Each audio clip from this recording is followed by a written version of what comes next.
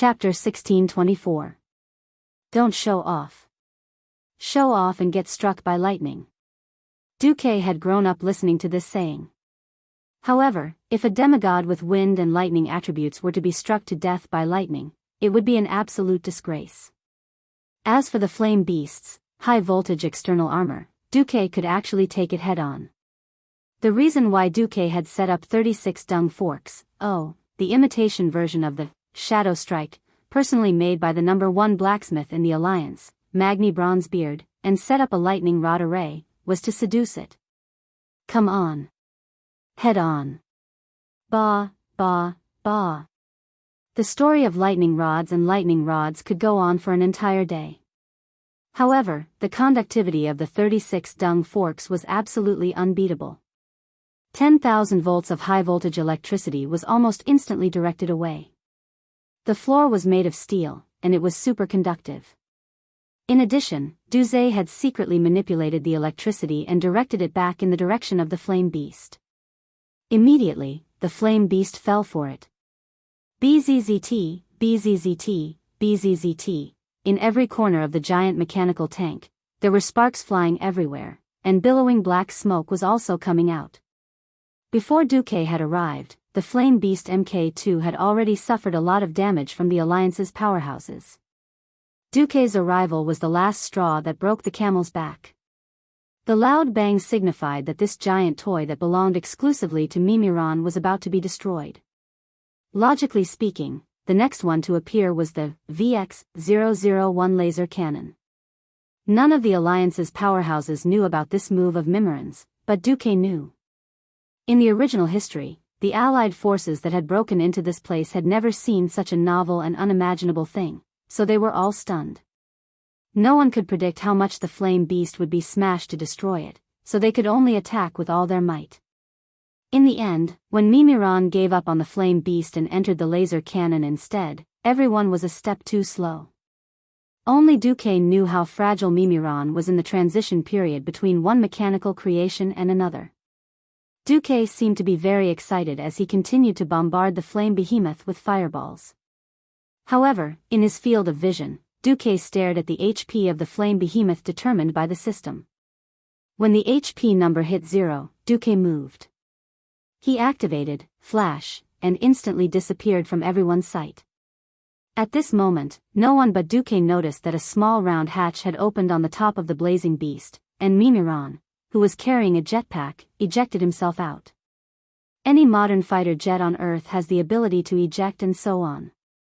This was because the training fee for fighter pilots was extremely expensive.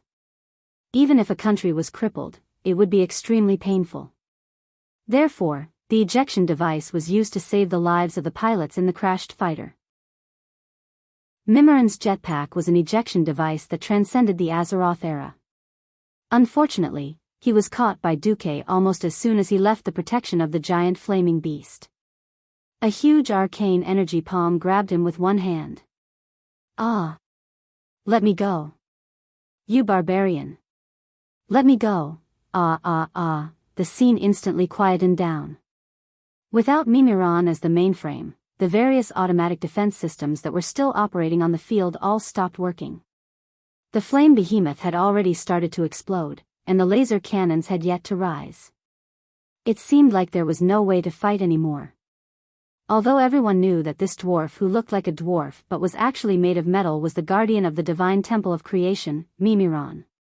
After all, this guy had mocked everyone before opening the portal, but it felt like this guy still had a lot of tricks up his sleeves. How did he get caught by Duque just like that? Do you know who you've caught? I am the greatest inventor, Mimiron, the faithful servant of the supreme god Yogg-Saron. Duque forced a smile and stretched the muscles on his face. Fool, stop shouting. You're being controlled. However, it was Turim who asked us to come to Oder to save the three of you and deal with that guy Yogg-Saron. Duque didn't waste any time and directly let the large hand of magic grab Mimiron's metal head, which was obviously disproportionate to his body and looked like it had eaten Sonla milk powder, and smash it hard on the metal floor. Let me tell you, The huge arcane palm directly made Mimiron kneel in front of Duque in an boar's posture, using his head to make intimate contact with the floor. I am. Wow. A magnificent and sonorous voice. Don't smash, the data will be lost. Who told you to believe in a cult? Just come under the command of the Duque Divine Church. Just like that, Duque put his hands behind his back and quietly pretended to be cool as he watched the dignified Titan Guardian kowtow to him. Well, of course, in the name of waking Mimiron up. On the side, the Alliance's powerhouses all looked at Duque, dumbfounded. They knew that Duque was awesome, but they didn't know that Duque was already this awesome. The Titan Guardian who had forced them into such a mess was captured and beaten up just like that? This big ceremony of 3 kneeling and 9 kowtows seemed to be even more impressive than that of his own subjects. Magni stroked his big beard and muttered to himself, "Hey! Third brother, should we change the etiquette of meeting the king in the future to kowtowing like this? It looks pretty cool." Bulang looked at his big brother who was occasionally going off the rails and rolled his eyes. "Big brother, we dwarves don't have that kind of patience. Do you believe that if you issue a new order here, the dwarves below will shoot you?" "They can't kill me," Magni shrieked. "Then at least it feels good." "Alright, you're right." While the unruly fellow was teasing them, Mimiron seemed to have sobered up. "Enough. Enough. Stop smashing. I remember now. Ugh. I'm the Titan Guardian, not that damn prisoner's servant. Damn it. Stop. Are you here to help or not?" Mimiron shouted as he waved his arms and legs. Duque looked at Mimiron, whose metal head had caved in from the kowtows, and finally didn't have the nerve to continue with his underhanded attacks. "You're really awake? Don't tell me you've been brainwashed and are pretending to be awake." Duque used the magician's hand to lift the little Mimiron. Bullsh *T. Damn native. If I didn't have to get Oder back first, would have killed you. Damn Loken, damn liar. Mimiron waved his arms and legs. Duque finally put Mimiron down. "You said that Tarim asked you to come here?" I have the memory of you dealing with my flaming beasts. I know that you should be going against Yogg-Saron, but I want to confirm it." As Mimiron spoke, he took out something that looked like a welding torch from somewhere and burned his head. Under everyone's gaze, the caved-in head actually started to recover. "He gave this to me." Duque handed over a Titan mark. The Guardians had a special way of communicating with each other that outsiders definitely wouldn't understand. Mimiron rolled his eyes at Duque. "All right. I trust you. I don't know what's going on with the other Guardians, but I'm very angry now. Do you want to come with me to settle the score with Yogg-Saron?" Chapter 1625. With that, Mimiron waved his hand, and a huge circular metal trapdoor on the ground opened. Amidst the roar, a gigantic humanoid robot rose from above. It was so huge that it affected the appearance of the city. Its body was mainly yellow, and its lower body was another flaming beast. Its body was like a big ball, but there was an octagonal glass porthole on its chest. Of course, that wasn't a real porthole. Duque could cut it out. Although it looked like Mimiron was sitting behind the porthole, it was actually just a display screen. The robot's head was round, and it had 2 light blue hexagonal eyes. It also had a pair of nondescript mechanical arms with 5 fingers. In any case, this thing looked really bad. Thinking about it, this thing was another flaming beast MKII, a laser launcher VX-001, and a simple combination of the Air Command Unit, which would normally only appear in the 3rd stage and had the same bird-like shape as Mimiron's head. Together, it was called Humanoid Combat Weapon V0L7R0N. In the Alliance camp, apart from Magni and Bulang, who didn't know what aesthetics were, everyone else looked like they couldn't believe their eyes. Right. It was 2F** King Ugly. Duque estimated that if this thing was made into an anime on Earth, it probably wouldn't sell well even in the least developed Celestial Empire in the 80s. Ugly as it was, this thing's combat power was top-notch. This was because this robot had all the weapons and equipment of the previous 3 parts. His life goal was to use technology to slay a god. This was a description of someone like Mimiron. Although its power wasn't enough to kill Yogg-Saron directly, it was definitely a great help. Duque's face twitched. He had to say that this was an unexpected surprise. The huge robot that should have been dismantled by the Alliance army in the battle had now become a loyal subject and rejoined the ranks of the Alliance army. Duque appeared on the shoulder of the huge robot in a flash. He noticed something that looked like a camera, so he raised his hand and projected the image of a Gundam unicorn in his hand. The camera kept flashing, and Mimiron's voice came immediately. This. Do you like inventing and creating too? Yes. Unfortunately, I don't have the time today. Let's find a chance to have a good chat after we get rid of Yogg-Saron. That's great. Mimiron's voice was filled with excitement. We share the same interests. We're on the same path. My path is not lonely. Even if he was being controlled, Mimiron still had his previous memories. He suddenly thought he understood how Duque was able to catch him so accurately when he was changing mecha. If he wasn't from my robot faction, how could he possibly have such foresight? If not for the sense of duty that the Titan had planted in his heart driving Mimiron, he would probably have dragged Duque along without a care and chatted with him for 10 days to half a month. The Alliance leaders were all stunned.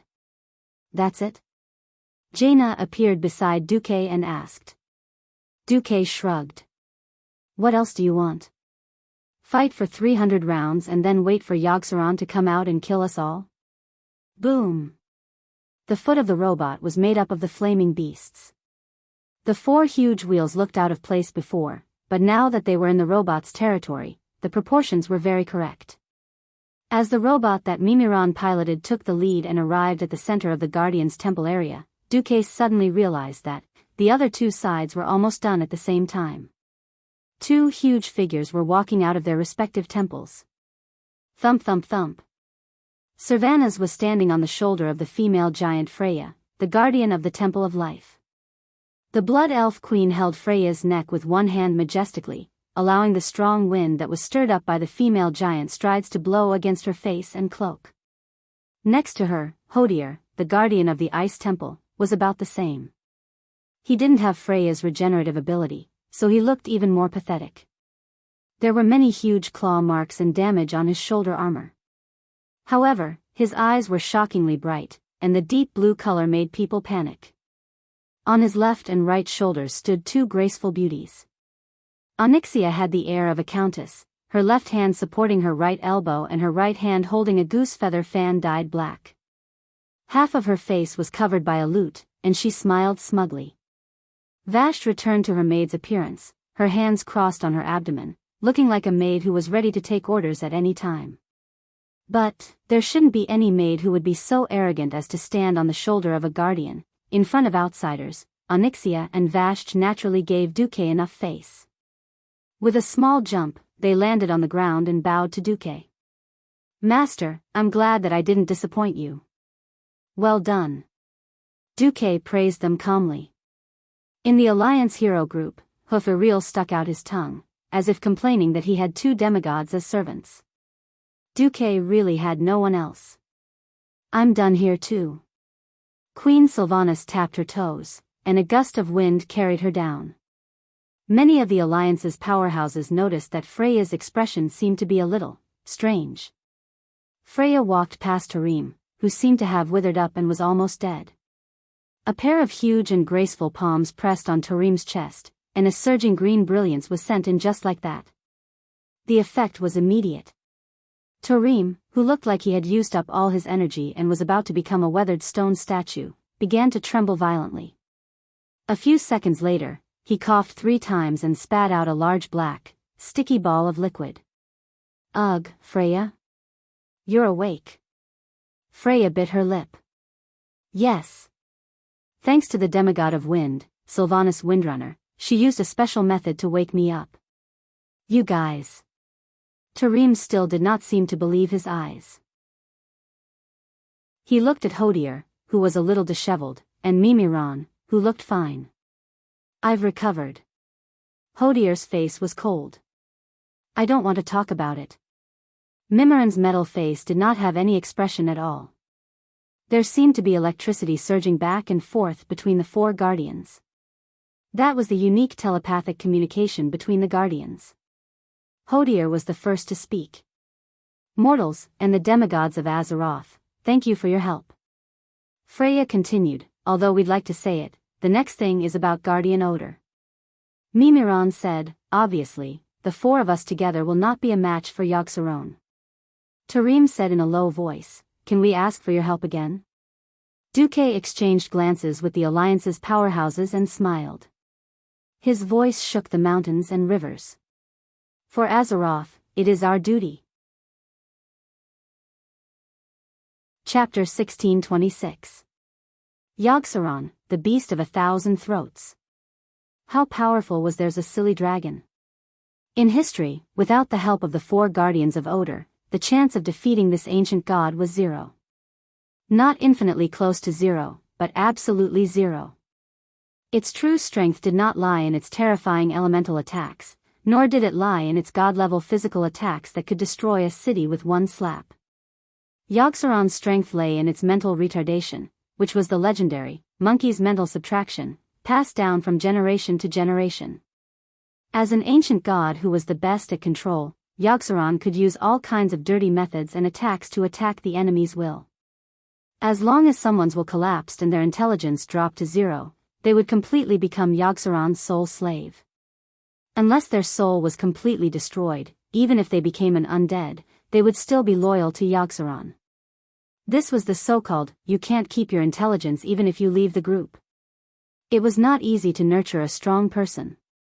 From a weak elite, to cross the red line of hero, to a legendary hero, and then to a demigod, it was more than 1 in a million. Not to mention anything else, no matter who died in the Alliance, Duque would die of heartache. However, the few ancient gods took turns to court death. If he did not beat these guys to death, Azeroth would not have a day of peace. Duque felt a little weak.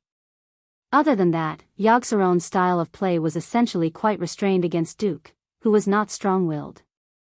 Although Duque had grown up and could absorb the moral integrity of the saints as a supplement to his will, Duque was still a vulgar person who loved to have a harem and start showing off. If Yogg-Saron found Duque's weakness, it was unknown what would happen to Duque after Duque's mental barrier made by the system elves failed. Duque bit the bullet. With the four guardians gathered, Freya was the first to speak. The female giant said, as long as I can free up my hands, I will help heal everyone. And I know that everyone is most worried about being controlled by Yogg-Saron and losing your mind again. I just contacted Odor's main control computer and loaded a part of the Clean Lorcan's ability. I can summon a few wells of wisdom in battle. As long as you're beside this well, everyone's mind will be nourished and the side effects of Yogg-Saron's mental attack will be reduced. Freya changed the topic. I can use the Titan runic magic circle to calm everyone's mind. In return, it will weaken everyone's control over their own power. I estimate that the circulation speed of magic circuits for mages will be reduced by at least 30%. Duque secretly complained, it's more like half. With Freya taking the lead, the other guardians did not hold back. Tarim swung his hammer. I will use Titan Storm to attack all enemies. At the same time, a Titan rune magic circle opened under Tarim's feet. Within the purple lightning, almost everyone could feel that their life force was in a very mysterious and exuberant state. Duque was the only one who noticed that his HP had increased by at least 20%. This was Tarim's secret skill, Thorim's tenacity. When you're in danger, I will use my ice to protect you, Hodor said in a low voice. With a stomp of his foot, every Alliance powerhouse present, including demigods like Duque, had a translucent thing that looked like an ice shield appear on the outside of their bodies. Hodor's strength, reduce the speed of the enemy and reduce injuries. It's that simple and violent. Mimiran, who was in the huge robot, clapped his metal palm, and a palm-sized hemispherical platform rose up around the hall. A large pile of metal beads rolled out and quickly rolled to the side of every powerhouse's combat boots. With a click, they buckled onto the boots. Mimiran's divine speed can increase your running speed by 20%. The great inventor forcefully promoted his invention with certainty. Don't tell me it's something like goblin rocket boots? After saying that, he seemed to want to dig out the metal beads on the left and right sides of the boots. Don't confuse my great invention with the goblin's idiotic things. Mimiran was annoyed. Goblin rocket boots had once been very popular in the Alliance. In theory, as long as the two spurs at the back of the boots touched each other, one's running speed would increase by more than 50%. However, it was made by goblins who killed people and set fire to gold. The goblin's success rate was really F***king touching. Not to mention the more than 50% chance of exploding, just the acceleration alone was enough to make people who weren't used to it despair. That was to tie 2 rockets to the heels of each shoe. Once they were activated and you couldn't maintain your balance, you would fly to who knows where.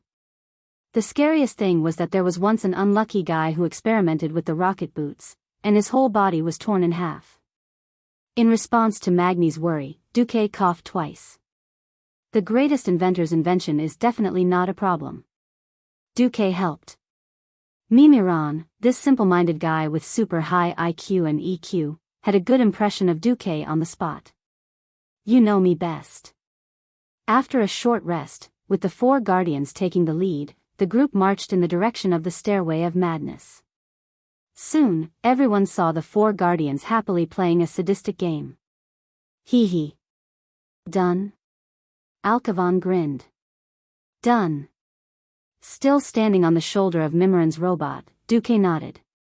Then you're useless. The Flame Guardian, Coralon, was the most ruthless General Vezex.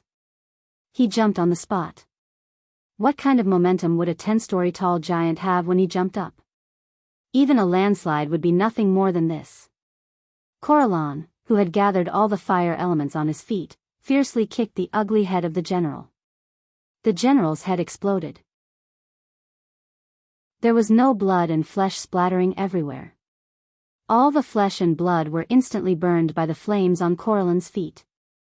Coralon, who was disgusted, was still worried. He burned the general's corpse with a fire. Humph. Every powerhouse of the Alliance snorted when they walked past the general's corpse. However, everyone knew that the real enemy was still in the crazy stairs. Every powerhouse's heart was heavy when it came to Yogg-Saron. The Guardians felt guilty for their dereliction of duty, while some of the Alliance powerhouses were a little emotional. Big brother, is Yogg-Saron the guy who spread the curse of flesh and blood? Bu Lang asked.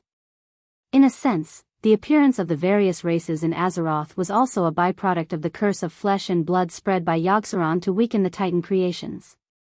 I don't recognize this guy as the ancestor of the dwarves, Magni said fiercely.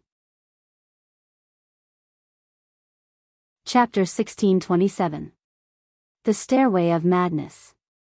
When Duque and his entourage entered this area in Otter, they did not know how to describe this place. The surrounding scenery was similar to the Guardian's Shrine District. It was still a gigantic palace built with giants as the standard. Everyone was here to slay the evil god. When they saw the gigantic Greek pillar that required dozens of people to wrap their arms around it, they had already gotten used to it. The shrine was still the same shrine, but the aura and atmosphere in the air were completely different. Everyone thought that this place would feel like Angela or the Hacker Shrine, filled with traces of worship for the evil god. Who would have thought that it was not like that at all? The surroundings were filled with a transparent aura, spreading a slight sense of joy. This feeling was very faint, so faint that it was almost undetectable. However, Duque was very cautious. As a transmigrator, he had seen countless horror films and was well versed in the success of horror films. If the opening scene was filled with a terrifying atmosphere of death, then the horror film was destined to fail at the box office. From normal to terrifying, it was a single portion. From happiness to terror and despair, it was not a double portion, but 4 or even 10 times the impact. This was the psychological difference from heaven to hell. Therefore, the Paste's rule was to first create a joyous and peaceful atmosphere. Duque looked around. He thought that someone would notice it. Who knew that the calm wise ones did not see a single one, but the hoof in the middle of the waves did. La la la la. Imriel skipped forward in a relaxed and joyful manner. That special, slightly crooked S-shaped leg was like a small spring. Its light posture reminded Duque of a primary school student carrying a small backpack to school on his first day. When worn on a hoof, it was like, I didn't take my medicine today, I feel cute. What the hell is cute? Duque was annoyed. Duque was furious. Without another word, he went up and grabbed the hoof's little tail that was swinging around. Ah! The hoof cried out in shock. Then, Duque gave its butt a flying kick, and it almost fell flat on its face. Duque, what are you doing? He didn't call Duque by his title. His hoof had improved. If he called Duque commander, that would be fair to fair. Shah Dan. There's something wrong with the air. The moment Duque's voice fell, the experts of the Alliance all reacted in unison. Magni and the other scientists immediately took out gas masks from their storage space bags. Jaina had already activated Frost Barrier. In one breath, she expanded the barrier by 100 times, enveloping the entire Alliance hero group. She was already a breaking dawn, so this wasn't too much of a burden. Duque shook his head and said with a frown, no, stop all of them. These things are useless. What I mean is that there's a strange spiritual energy in the surrounding air. Magni put away his gas mask, and Gianna retracted her shield. Huh? Thean and the others didn't understand. Do a lot of people feel a little happy and delighted? A little. Everyone thought about it. The calmer and more determined a person is, the less likely they are to be influenced. Everyone understood what Duke was trying to say. I don't get it. Magni said with a frown, Thean, Gavinrad, Merid, Riadaline, and Imriel are all holy knights. The other four don't feel anything. Even if they don't believe in the holy light, they only feel a little excited. Why is it only Imriel? Imriel also seemed to realize that she was wrong. She covered her butt and stood there like she was wronged. She didn't dare to complain about Duque kicking her butt. Duque pressed a hand on Imriel's head. Didn't you notice? This fellow is the youngest. When Duque said the answer, Elucia and Kalia felt like arrows were shot in their hearts. From the perspective of humans, the elves and dwarves present were most likely old demons. In terms of age, these human females were all aunties. However, after gaining immortality, they ignored the age limit. Eternally 18, eternally beautiful like a flower. Even if the age of one's body was fixed, the gradual increase in age and experience would ultimately make one more mature. Hoof was the only one. Although she was already the leader, deep down, she was still a real girl. Duque suddenly felt a little envious of the Drenii. Their bodies grew up very early, and then it was an extremely long period of youth.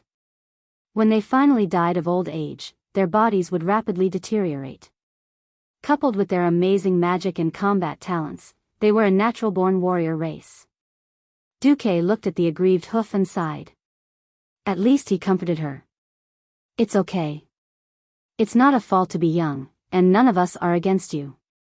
It's just that when we fight Yogg-Saron, anyone who is not strong-willed or has a gap in their heart may be targeted by Yogg-Saron.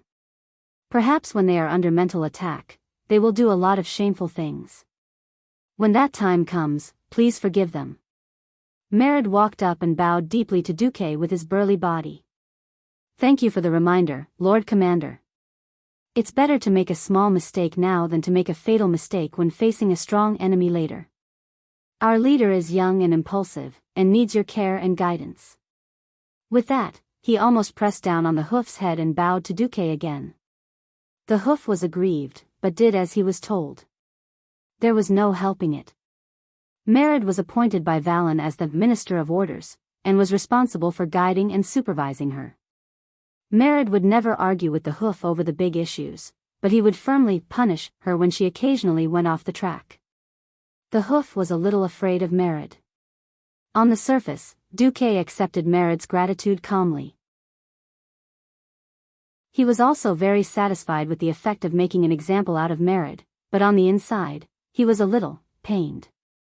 I'm not afraid of anything happening to the hoof, but I'm afraid of something happening to me. Duque was not afraid of simple head-on actions. But the mental attack of an ancient god and whatnot, it should be fine. After a little mobilization, everyone finally passed through the hall that was supposed to be General Vezek's stronghold and arrived at the top of the Stairway of Madness, the greatest temple of terror in Otter.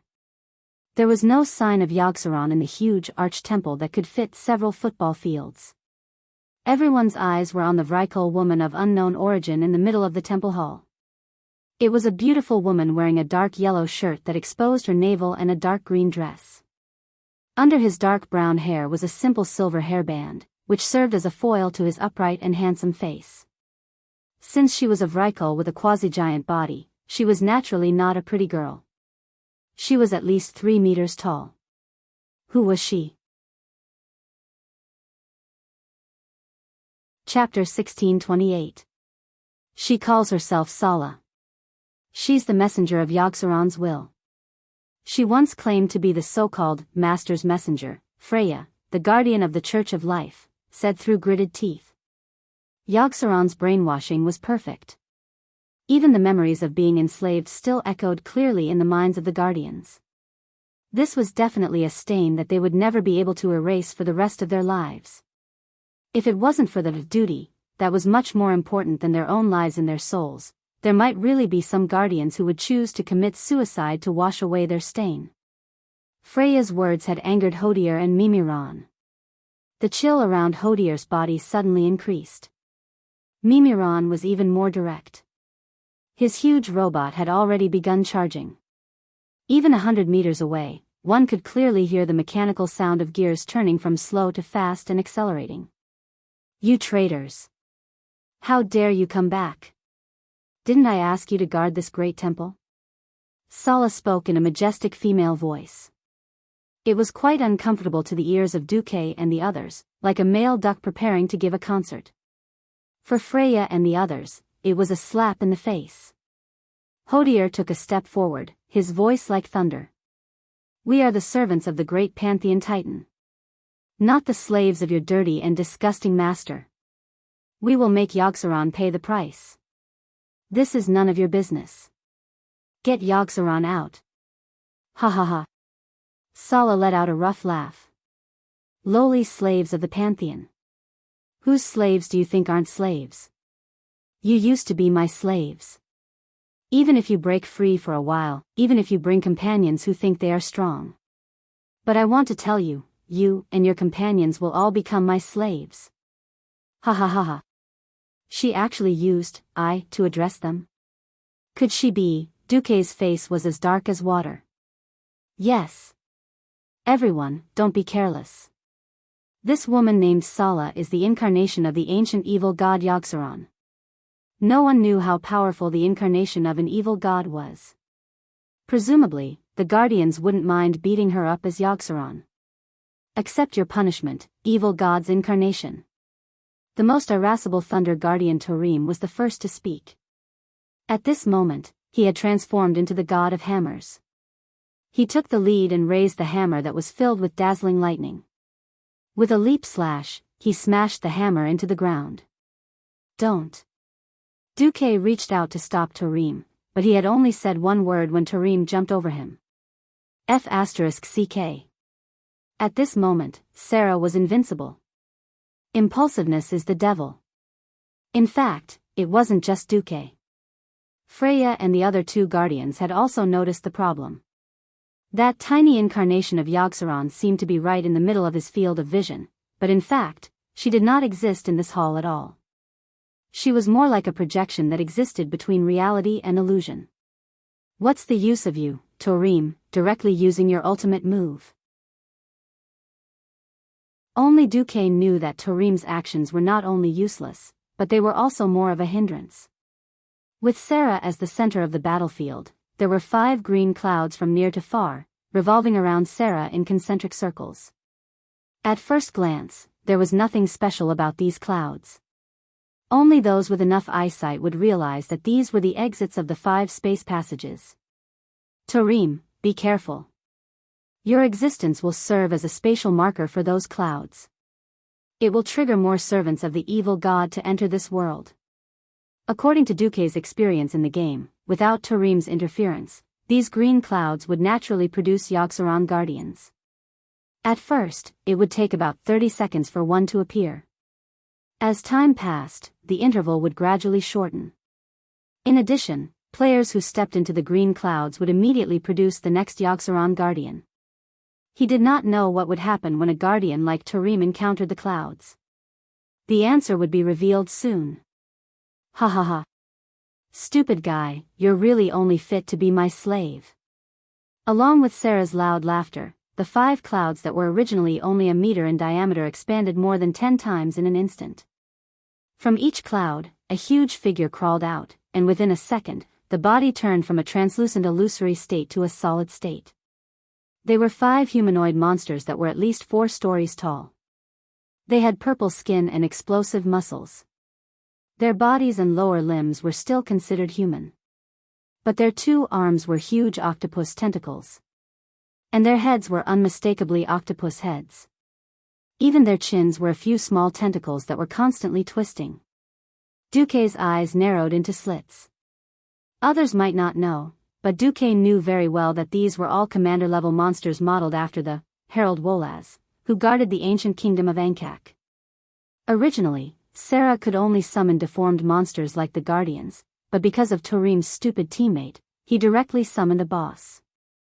Tarim, don't touch those clouds. Also, you deal with the monsters that you created yourself. Duke yelled.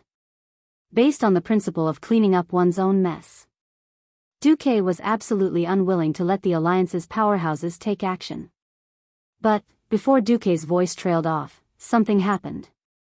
Tarim had even lost his hammer. His eyes were red, and he covered his temples with both hands. The veins on his neck and face were bulging, and he looked like he was in pain. Ah, no. You can't deceive me, Sif. Sif is dead. Duke's face darkened. Seeing this scene, of course, he knew that Tarim was under a mental attack. Yogg-Saron began to invade Tarim's mental world through illusions. A 10-story tall giant, not to mention going crazy, even a fart could shake the earth. Duke and the other little ones could only roll as far as possible to avoid being affected by Tarim, who was rolling on the ground. Freya's expression turned ugly. We're in big trouble. Yogg-Saron is familiar with our mental world. If we get too close, there's a higher chance that we'll be re-brainwashed and then controlled. It'll be faster than before. On the other side, Mimiran's huge robot had already popped out 2 palms as grappling claws, grabbed Tarim's shoulder, and dragged him towards the entrance of the hall. Freya summoned a cauldron the size of half a football field. Oh, it was a large well of wisdom. She tried her best to resist Yogg-Saron's mental invasion of Tarim. Tarim's veins had subsided quite a bit. As for his combat power, it seemed that he couldn't count on him too much. Tarim, you. Duke wanted to curse and give the word trash to this deceptive guardian. In the end, he could only sigh. Tarim, you're such a disgrace. Leave the group. Chapter 1629. Come to think of it, Tarim was not to be blamed. Yogg-Saron was not imprisoned in Otter for a day and a half, but for 25,000 years. There was no such thing as an absolutely perfect prison in the world. No matter how tightly sealed the cage was, there would always be a time when it was damaged and revealed a gap.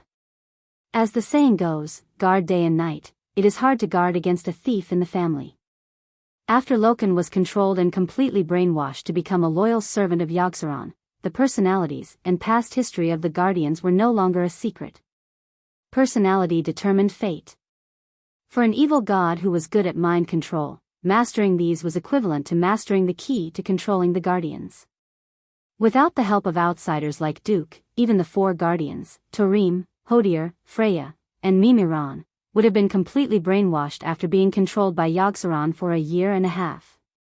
In the end, they would have been beaten to death like how they dealt with Loken. Although the four guardians were now awake, if they could be controlled once, they could be controlled a second time.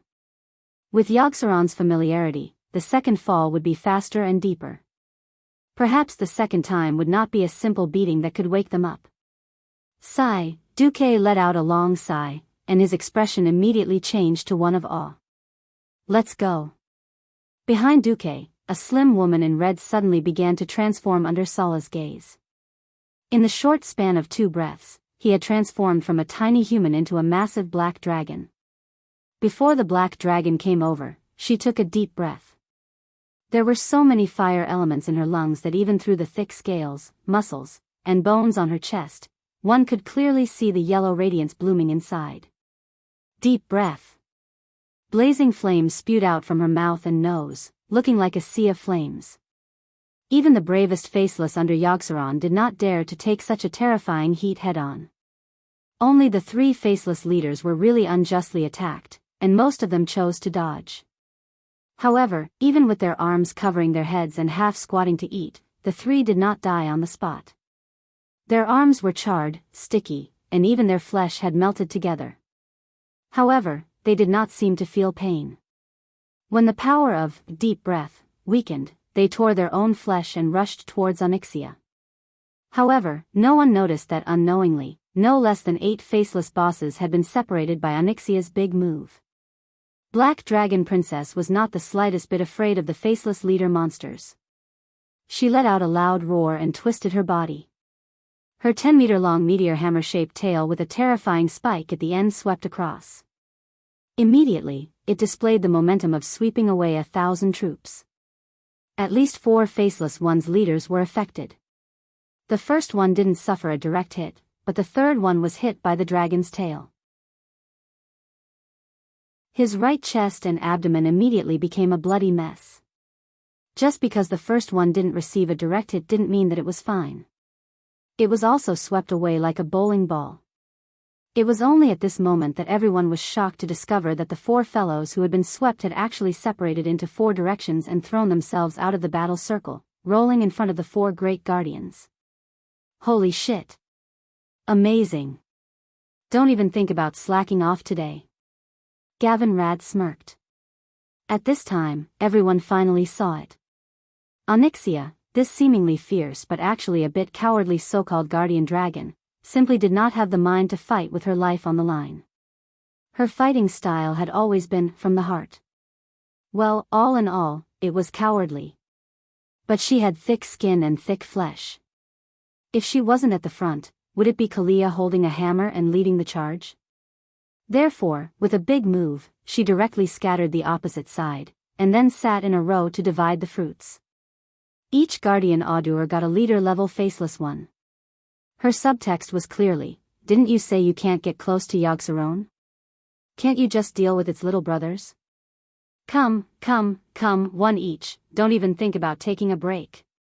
Freya was the first one to see through this trick. Being accused of slacking off in public was a disgrace for a guardian. The female giant's face was filled with shame and anger, but she couldn't do anything. The female giant fiercely stomped her foot, and the faceless one leader in front of her immediately trembled. The earth attribute attack of tremor of earth made the faceless one unable to stand steadily. Come out, my ally. Along with Freya's shout, 2 huge ancient trees lifted the solid bricks from the cracks in the floor tiles of the temple, stretched out their thick and powerful branches, and fiercely tied them up. Filthy creatures hiding in the depths of the earth. Now, I will grant you the trial of light, Freya followed up with sunlight. The high temperature and heat of the resplendent sun was the most terrifying killing move for the faceless ones. A series of moves overflowing with murderous aura directly turned the faceless one's leader into a half-cripple. The guardian of the cold winter temple, Hodir, looked cold on the outside, but his heart was fiery. He first used freeze to send out a cold breath to lock the struggling faceless one leader, and then used rapid freeze to trap half of the opponent's body in ice. Facing an opponent who stretched out his head like a mole but couldn't shrink back, he laughed and raised his huge hammer. The hammer's black hammer head was a bit like a large square wine cup, which constantly overflowed with an extremely cold breath. On the outside of the hammerhead were 4 sharp ice thorns. When Hodier's ultimate skill, Freezing Bash, smashed down, a miraculous scene unfolded. The Faceless One leader's head exploded like a rotten watermelon. All the flesh and blood splashed in all directions, but before they could fall to the ground, they were completely frozen in midair. As if showing off, Hodier deliberately left the powerful Faceless One's body behind. Instead of completely destroying it, he threw it behind him. Perhaps, he wanted to leave it for later to slowly watch. Tareem's thunder was the most violent and the simplest. It was an extremely exaggerated thunder that blasted an area the size of a basketball court into coke. As for the Faceless One leader in the middle? He. What was that black thing? Think about it yourself. Among the 4 guardians, Mimiran was the most powerful. He first used his insanely ugly robot to fire a plasma cannon, killing the Faceless One leader in front of him. Almost at the same time, P3WX2 laser barrage poured out. This extremely gorgeous laser beam was not something a mortal body could resist. Under this unreasonable laser barrage, the enemies in 2 basketball courts were swept clean.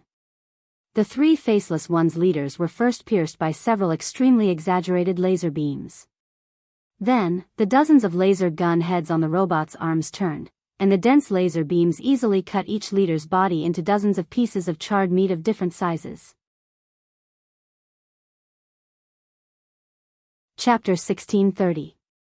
The 7 faceless leaders were killed almost at the same time.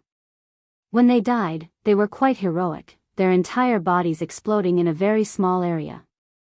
Not only did flesh and blood splatter everywhere, but it also set off a strong shadow energy storm.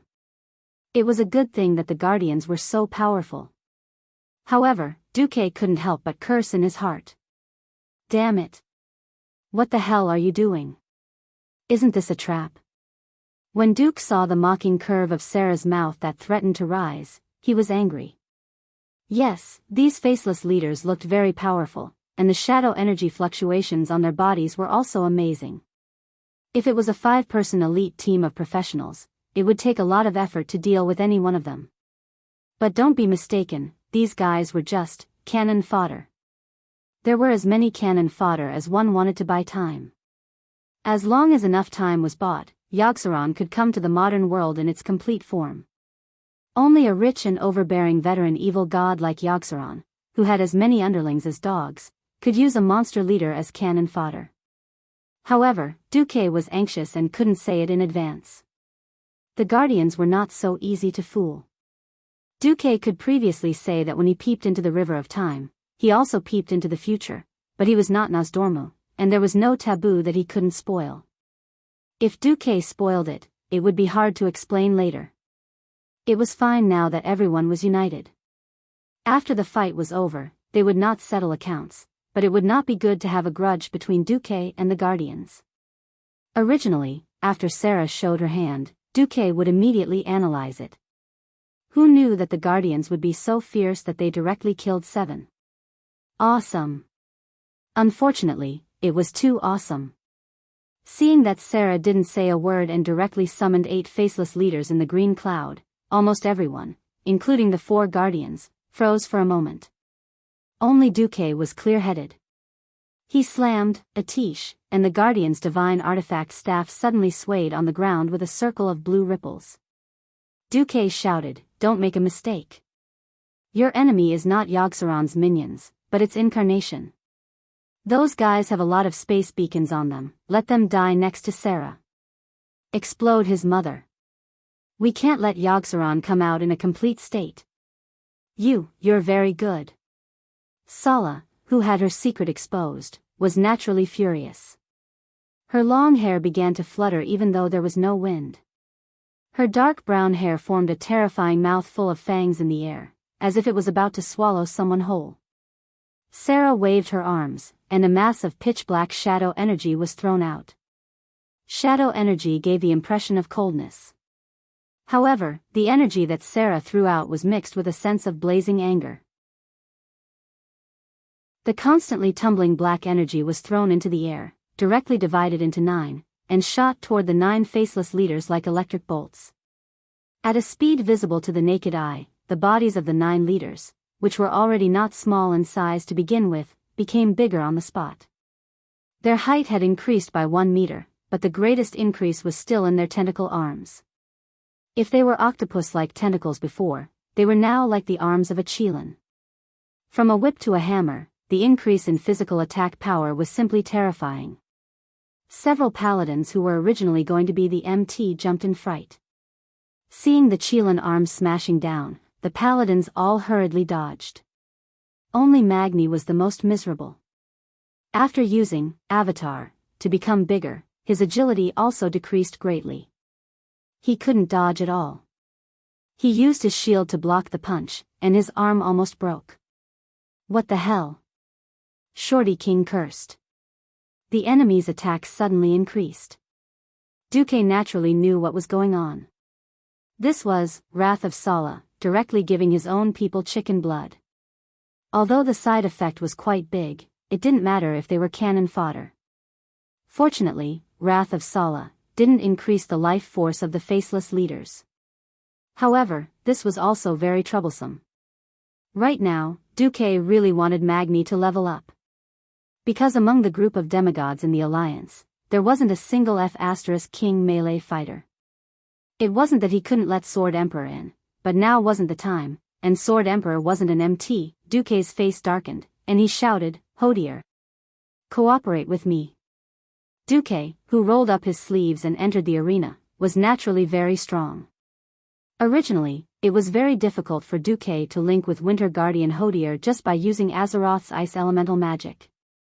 Don't forget that a while ago, the big mouse Duque had been entrusted by Alexstrasza to help Caligos preserve the magic titan runes that originally belonged to Maligos. In an instant, the ice titan runes that represented the most primitive of the world began to dance around the 2 guardians, Duque and Hodier. The titan energy that represented the most primitive of the world's laws only lasted for 1/10 of a second before it surged. Even though it wasn't specifically targeted at the Alliance powerhouses, the absolute zero level of freezing air that spread throughout the hall was still a little unbearable for the Alliance powerhouses. "Come closer to me." The former elf Prince Kale, that's shouted, and then he released 5 spinning golden flames around him. The seemingly small flames kept circling 10 meters away from Kale, that's, drawing out a heart-like area that was enough to resist the cold outside. Onyxia also knew that Duque was taking care of the Alliance powerhouses. Her dragon eyes blinked, and in the end, her whole dragon lay down, blocking the shock wave of the cold for the mortals.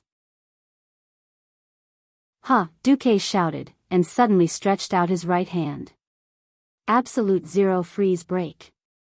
An illusory iceberg suddenly appeared in the east, south, west, and north directions. The 4 icebergs collapsed at the same time, setting off a terrifying wave of ice that reached the top of the temple. It was an iceberg formed by the convergence of countless ice elements. It was crushed into powder, instantly frozen, exploded again, and frozen again. This ultimate move that combined physical and elemental double damage suddenly forced the remaining faceless leaders into a dead end. There was no room for resistance. Under the surging impact of the ice wave, they directly collided with each other and were all forced to Sala's side in a messy posture. Sala didn't exist in the present world of Azeroth. The ice wave easily passed through her body and couldn't cause any harm to her. However, the 9 faceless leaders piled up around her, looking extremely strange. What made her even more ashen was that Duque had obviously found her Achilles heel. Right. As long as these guys died beside Sala, when they self-destructed, Sala's avatar would also be destroyed, and then Yogg-Saron would be forced out in advance. Smash him to death. My hammer. Tarim's hand flashed with lightning as he once again hoarded the power of lightning on his warhammer. Not only him, but the other guardians, Queen Sylvanas, Vashj, and other powerhouses also exerted their strength. No, seeing that things were not going well, Sala let out a mournful scream. Chapter 1631. In fact, the faceless leader also has the ability to make people mentally retarded. However, if they were to be brainwashed so early on, then when Yogg-Saron's main body came out, there would be no need to fight anymore. Under the powerful pressure of the ancient god, they would just leave the group to preserve their intelligence. Duque made his move in advance because he considered this point. He directly used the ice wave to gather the leader of the Faceless Ones. In terms of attack output, Duque had never been inferior to anyone, but those 4 silly guardians could not get close, which was a bit of a pain in the ass. Duque did not want a group of onlookers who only knew how to shout 666. Therefore, the damage output was left to Torim and the others. Save your energy, Duque instructed in his own magic circuit. Within a unit area, there was a limit to the number of elements that could be sent from the elemental realm. If the elemental channel was expanded without a limit, it would cause the space in the current world to become unstable. The power of lightning had high attack power, and its instantaneous damage was far above that of fire elemental magic. Unfortunately, even an idiot would know that fire magic was famous for consuming large amounts of mana. Naturally, lightning magic, which had explosive power, was even more ridiculous. 3 hours of charging, 3 seconds of acting tough. Fortunately, Torim and the rest did not simply use the elements of the elemental world. They used the power that was converted from the Titan series energy of the arcane element. In addition, this was considered half their home field, so the elemental imbalance in the hall was not caused. The scene was still very magnificent. Torim's lightning, Freya's sunlight, Hodier's ice, and Mimirin's laser. The 4 colors of light mixed together and formed a terrifying destructive energy ball. If he were to unleash these ultimate moves elsewhere, there would probably be a mushroom cloud on the spot. Then, passers-by would drink their tea and say, "Today is another day of nuclear annihilation." However, the scene became strange. Not to mention the stones flying in all directions. There was no explosion. There was no sound. There wasn't even any light. A black hole invisible to the naked eye seemed to have appeared where Sala was, absorbing all the destructive energy. Every expert could clearly see Sala's twisted face. At the same time, her limbs were twisting unnaturally. A pair of thick and bulging muscles on her bare arms were twisted into a twisted dough twist. It was a shocking sight. It wasn't an action that a normal human or Vrykul could do. However, Sala's eyes spewed out crimson flames, which then turned into balls of thick liquid. In the next second, the so-called slurry turned into some kind of seemingly holy energy. Suddenly, a pair of bright wings burst through the leather clothes on Sala's back and spread out with a whoosh. Sarah had become the battle angel Vrykul. Duque had seen this scene countless times in the game. He didn't think there was any problem before, but now that he was in the world of Azeroth, Duque couldn't help but wonder, damn it, what does the Vrykul have to do with Yogg-Saron? Perhaps the incarnation of Yogg-Saron had already begun to sneak out of Oder 10,000 years ago and spread the seeds of nightmares everywhere. Thinking about the ancient war 10,000 years ago, it was also a group of a few ancient gods who should have been suppressed who caused trouble. Enzos was involved, but Yogg-Saron might have also used mind control or inducement to secretly add fuel to the fire.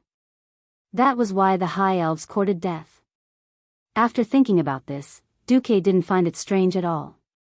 The translucent battle angel hovered above the hall. The guardians only needed a glance to know that this incarnation had yet to enter the world of Azeroth. She was still an illusory projection. As the battle angel Vrykul waved her arms, the floor in the center of the hall finally reacted. Disperse. There was no need for Duque to shout. Seeing this, the experienced Alliance heroes had already dispersed in advance. Suddenly, all the experts felt an inexplicable fear in their hearts. No one could look away. Everyone's line of sight had been firmly locked by the rapidly distorting space in front of them. The air in the hall was completely still. Whether it was the dust from the battle just now or the smell of blood that should have spread, everything was locked in place. A terrifying radiance surged out from the ground below the battle angel Vrykul hovering in midair. The existence known as evil was gushing out from there. It was silent, quiet, and terrifying. All the living beings in the hall, whether they were non-living beings or not, seemed to have received the greatest degree of shock and were silent. Everything seemed to kneel down respectfully because of the horror of the one who was about to come out. A ball of constantly changing radiance from blue to green, and then back to blue, actually strongly repelling any power that belonged to the Titans. In the hall, the pillars engraved with Titan runes were dim. These pillars were once equivalent to the chains on the ancient god Yogg-Saron's cage. Now, there was no longer a trace of energy fluctuation on them. Sala, who had transformed into the battle angel, suddenly opened her eyes. There was chaos in her pupils. Suddenly, Sarah began to laugh maniacally. Ha ha ha. Wahahaha, accompanied by the ear-piercing and rough sound, all the experts felt that the laws of this place were deviating. The power of order was leaving them in fear, and the irregular energy of chaos was gushing out. It was like a power that mortals could never resist. It was eroding the entire space, as if it wanted to swallow this hall, this otter, and even the entire world into its mouth. Ka-la-la. The mortal heroes subconsciously lowered their heads and found that the gorgeous tiles under their feet had silently cracked with Sala as the center. The floor tiles that were originally part of the cage started to spin strangely, as if they were trembling in fear. They swayed and floated up into the air. In the next moment, the air in the entire hall was filled with an evil that everyone was familiar with. Then, everyone felt that they were being stared at by countless eyes. Slowly, their gazes were filled with greed, tyranny, anger, cruelty, and other negative things. This was not an illusion. Those deformed eyeballs that gradually turned from illusory to real in midair were indeed staring at everyone. And they were also staring at Duque. Whether it was Duque or the Guardians, no matter who it was, being stared at by hundreds and thousands of eyeballs was a normal reaction. All the experts felt a chill in their hearts. Immediately, a huge existence began to turn from illusory to real in the center of the hall. A loud voice echoed in the hall and even in Otter. It was the angry roar of the ancient god, the angry roar of the thousand-throated demon. I am a lucid dream. The monster in your nightmares. The demon with 1,000 faces. Foolish mortals and guardians, tremble in my true form.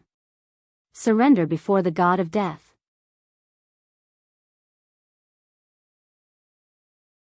Chapter 1632.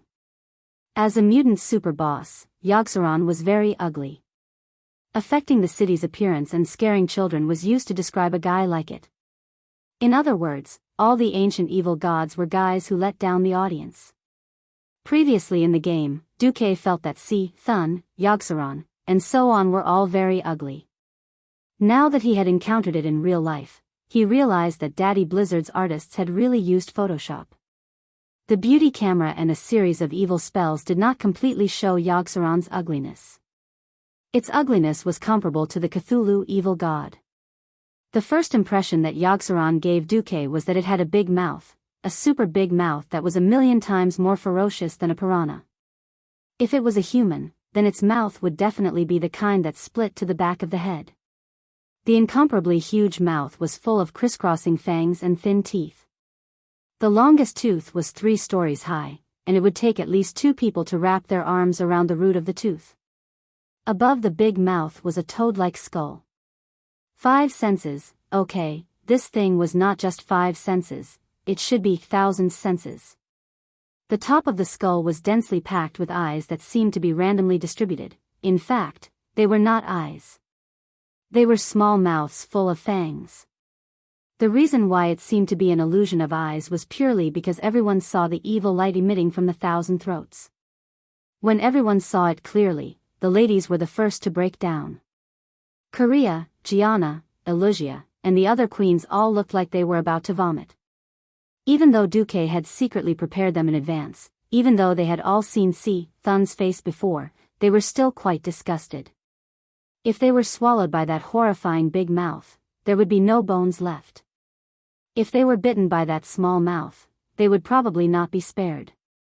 This kind of horror at such close proximity was not something that could be endured by those who had great courage. Fortunately, one look at its translucent head and they knew that it was unknown whether the Titan's cage was still in effect or for some other reason, but Yogg-Saron did not seem to have truly descended into the modern world. Be careful. Tarim suddenly shouted. A huge tentacle appeared. Rather than saying that it broke through the ground, it was more accurate to say that it broke through space. Even though Duque had given the order early in the morning, because the enemy's situation was unclear, the Alliance's heroes were spread out to avoid being wiped out all at once. However, this tentacle still managed to trap a certain someone. Ah, help, the tail is going to break. It broke, yes, it was his hoof that got hit. As soon as the gigantic tentacle appeared, it curled towards the hoof. However, Imriel's reaction was not slow. He raised his shield and sidestepped the attack. Who knew that even though she was fast, the tentacles would react even faster? As soon as they rushed forward, they whipped back. They couldn't hit the hoof's legs, but they managed to pull the hoof's tail. He was then pulled into the air like a flag being waved by a flag bearer, swaying back and forth in the air. Holy shield. Ah! It's not working. The hoof tried to activate his invincibility, but it was unknown whether he was distracted or brainwashed, but he failed to activate his invincibility. Duque bared his teeth and looked at the hoof that was being swung around. Although he wanted to say that the magical girl and tentacles were a perfect match, and the magic hoof was not bad either, Duque still shouted, Coralon. At first, Duque did not intend to let the 4 guardians of Alcafon's treasury attack. Although the hall on the Stairway of Madness was not small, the space was still limited. If 8 10-story tall giants were all squeezed together, the Alliance's heroes would not even need to fight. Just avoiding them would be difficult. Compared to Alcafon and the others, Tarim and the other guardians of the same size were stronger. However, Tarim and the others' brainwaves had all been successfully decrypted, and rushing forward would be suicide. With no other choice, Duque still used Alcafon and the others as meat shields for the time being. As soon as Flame Guardian Coralon heard Duque's call, he smashed over with a bursting fireball, directly turning this 3-story tall, writhing tentacle into a torch. Storm Guardian Amalan was the second to arrive. Being in charge of the wind element, he had speed that the other giant guardians did not have. Watching a 10-story giant turn into a gust of wind and rush over in an instant, using his palm as a knife to chop off the tentacle with one hand, the shock was indescribable. The hoof was saved. She covered her tail with tears in the corner of her eyes. It was said that a kitten hanging upside down with its tail would easily poop. He did not know if Delaney's hoof would have this reaction when her tail was pulled too hard. Duque did not have time to care about this. Because Yogg-Saron's vicious move was coming again. Dozens of giant tentacles rose from the illusion. They did not actively attack any of the Alliance's powerhouses, but their auxiliary attacks were more disgusting than direct attacks. Black Plague. The plague came to its victims without a sound or warning. Take Gavin Rad for example. Right now, this guy felt that he was better off dead than alive. His entire life was gloomy. That terrible feeling was like being infected with syphilis or AIDS, plus his penis was rotting and shortening by 1 centimeter every day. What was even more disgusting was that his whole body was emitting a glow like that of a dog, causing the people around him to stay away from him. I need treatment. Gavin Rad said bitterly. Normal dispelling spells could not save him.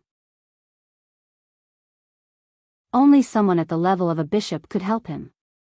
Gavin Rad, don't move. Kalia was rarely domineering. She cast holy light magic. In the air in front of her, a perspective image of Gavin Rad's body appeared. It looked more like an X-ray picture, but it was more detailed. If Duque saw this, he would definitely shout for an ultrasound. Unfortunately, Duque did not have time, because he was retarded. When a blue hat was placed on Duque's head, Duque knew that something was wrong. Brain connection, this is a trick of Yogg-Saron, who is good at mind control. This trick can connect the brains of 2 people who are far away and last for 30 seconds. When the 2 people are more than 20 yards away from each other, both of them will continuously lose life and consciousness. Approaching each other can prevent this effect. However, no one had ever told Duque that connecting to the brain could allow him to peek at the other person's thoughts. In less than half a second, Duque suddenly realized that he could sense the hoof's thoughts. It's over. It's over. I've actually connected to Duke Marcus's brain. Will he punish me? Spank me? Won't let go of my tail? Sob, I keep feeling like he has ulterior motives toward my tail. Duque really wanted to bang his head against the wall and die. Damn, what's wrong with this hoof's brain? Duque's own thoughts were not too worried about being peeped at, because long before he entered the stairway of madness, Duque had already asked the system elf to open the shallow layer of the mental world's defense system. Even if they peeped, they would only be able to see what Duque had set up beforehand. What was playing in his first layer of mental defense? It seemed to be brainless sheep and gray lady. Chapter 1633. Beautiful, happy, la la la, Imriel was on the verge of breaking down. She could clearly sense Duque's thoughts. Although the thoughts in Duque's mind were a mess, she was sure that it was Duque's. She was confused and did not know what to do. Her brain was hurting. She did not know if she was losing her moral integrity or her intelligence. Perhaps it was both. She stared blankly at Duque, who was 30 meters away. Duque's mouth was wide open as if he was shouting something at her. She subconsciously smiled at Duque, a silly smile. Seeing the hoof's typical silly smile, Duque clenched his teeth and rolled his eyes. He did not know where to start. Ouch! Ouch! A piercing pain in his soul made Duque suck in a breath of cold air. He noticed that this was a very rare form of injury. First of all, his mind thought that he was injured. Then, there seemed to be a wound on his arm out of nowhere, and dark red blood spurted out just like that. Pust! How long had it been since he was injured? Even his demigod body was not immune to this strange injury. Duque had no choice but to flash in front of the hoof. At first, Duque thought that the distance was enough to negate the effect of brain connection. Who knew, it was still not enough. F***ck. How close did it have to be? The injury happened every second. Duque did not want to go through that again. After all, it was not just an injury, but also a loss of mind. Duque did not know if a person with a high IQ or a strong will could last longer. He did not want to gamble. He grabbed the horn on the hoof's right head and pressed his forehead against the hoof's forehead. Buzz. This was not a normal sound. It was more like a voice of the soul. It shocked Duque and Imriel. Duque could clearly feel that part of his memory that did not belong to the mental barrier had been sent to the hoof during the spiritual collision. A portion of the hoof's memories also intruded into Duque's spirit sea. Duque quickly glanced at it. It was a memory fragment of hoof finding joy in the midst of suffering under the protection of the Drenii. Unfortunately, he didn't have the time to look at it in detail. He had the system elf seal it up temporarily. Duque immediately shouted, warning the others, "Be careful." Yogg-Saron would release a brainwave that would connect the two victims. If the two of them were too far away from each other, they would lose consciousness and life force at the same time. Once their consciousness falls beyond the limit, they will be controlled by the Yogg-Saron. Nothing is more convincing than the victim's story. Duque, who had personally experienced its effects, was able to name the skills in the game. It was more like an ability that surpassed the imagination of ordinary people. At this moment, the scene was very chaotic. The corrosive tentacles that drilled out from the ground frantically poured out messy things in all directions.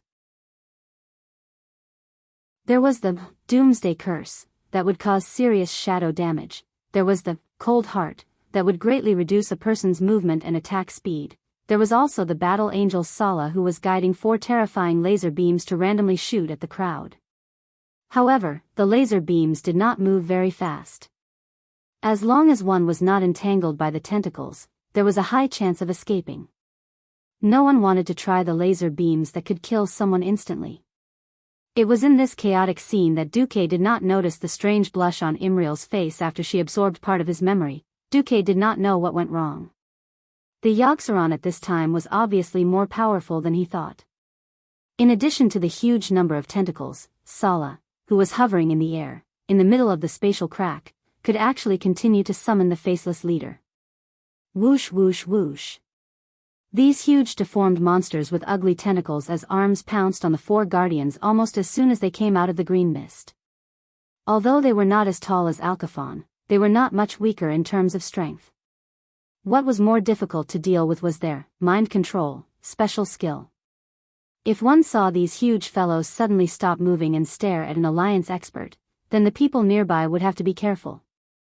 This was a standard shadow spell, and people with low shadow resistance were often more susceptible to it. For example, Vanessa, she was hit and almost chopped off Gavin Rad's little penis. However, Gavin Rad was very skilled. Before Vanessa could make a move, he first gave the female thief a sanction, using the power of the holy light to knock her out and restore her consciousness. However, Vanessa was the only one who knew how much her sanity had dropped under the mind control. Those who were hit were everywhere, and the scene became more and more chaotic. Those who were hit, come over here. Duque shouted. This was because the guardian of life, Freya, had opened another well of wisdom. This was the only way to eliminate the negative effects of monkey-style reduce intelligence. Duque. This can't go on. There's no end to those octopuses. Magni shouted. He was using the Balrog's hammer to teach a thick tentacle that was swaying left and right. The blazing flames ignited the entire tentacle, and it gave off a smell similar to roasted squid, but 100 times more burnt. Everyone realized that there were too many tentacles and too many faceless leaders. Whether it was Sala or Yogg-Saron's projection, they were all illusory existences caught in the cracks of space and could not be touched at all. When the hammer fell, it was as if it was hitting the air, and Yogg-Saron was unharmed. We have to do something. Tyrion also shouted. Ashbringer was powerful, and a full force slash could cut off several tentacles.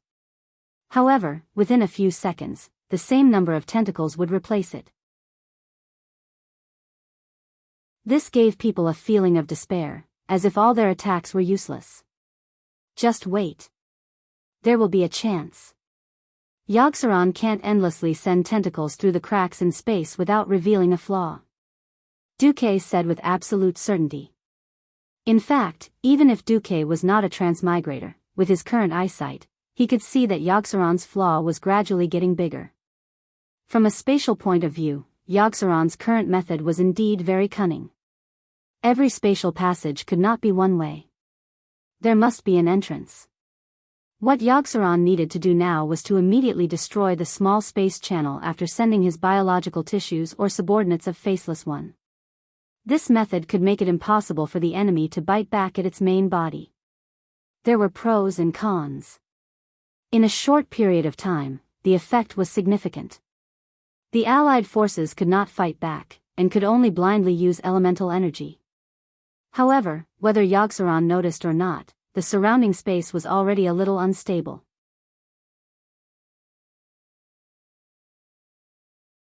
Chapter 1634. The instability of the space did not mean that Otter's space was about to collapse. As a powerful cage used to imprison an ancient god, the toughness of the space here was beyond Duque's imagination. Here, even if Duque had a tiche, he would not be able to open half a portal. The difficulty was so high that it was like giving Duque an iron spoon and asking him to dig through a 1,000-meter-thick steel plate. In addition to the sturdy space, there were also various sealing systems for divine senses and thoughts. Even though this place was riddled with holes because of Yogg-Saron, it was not difficult to see how sturdy the defense here was 25,000 years ago. If it were Duque, he would have given up on healing and become a prisoner obediently, letting all his spirit be worn away. Duque found it hard to imagine how Yogg-Saron could dig a secret passage under such circumstances, transmit its will, and then secretly corrode the King of Wisdom, Loken. In fact, even though Yogg-Saron had taken care of almost all the guardians here, it still could not come out easily. No. According to the latest detection data from the system ELF, Yogg-Saron had already come out.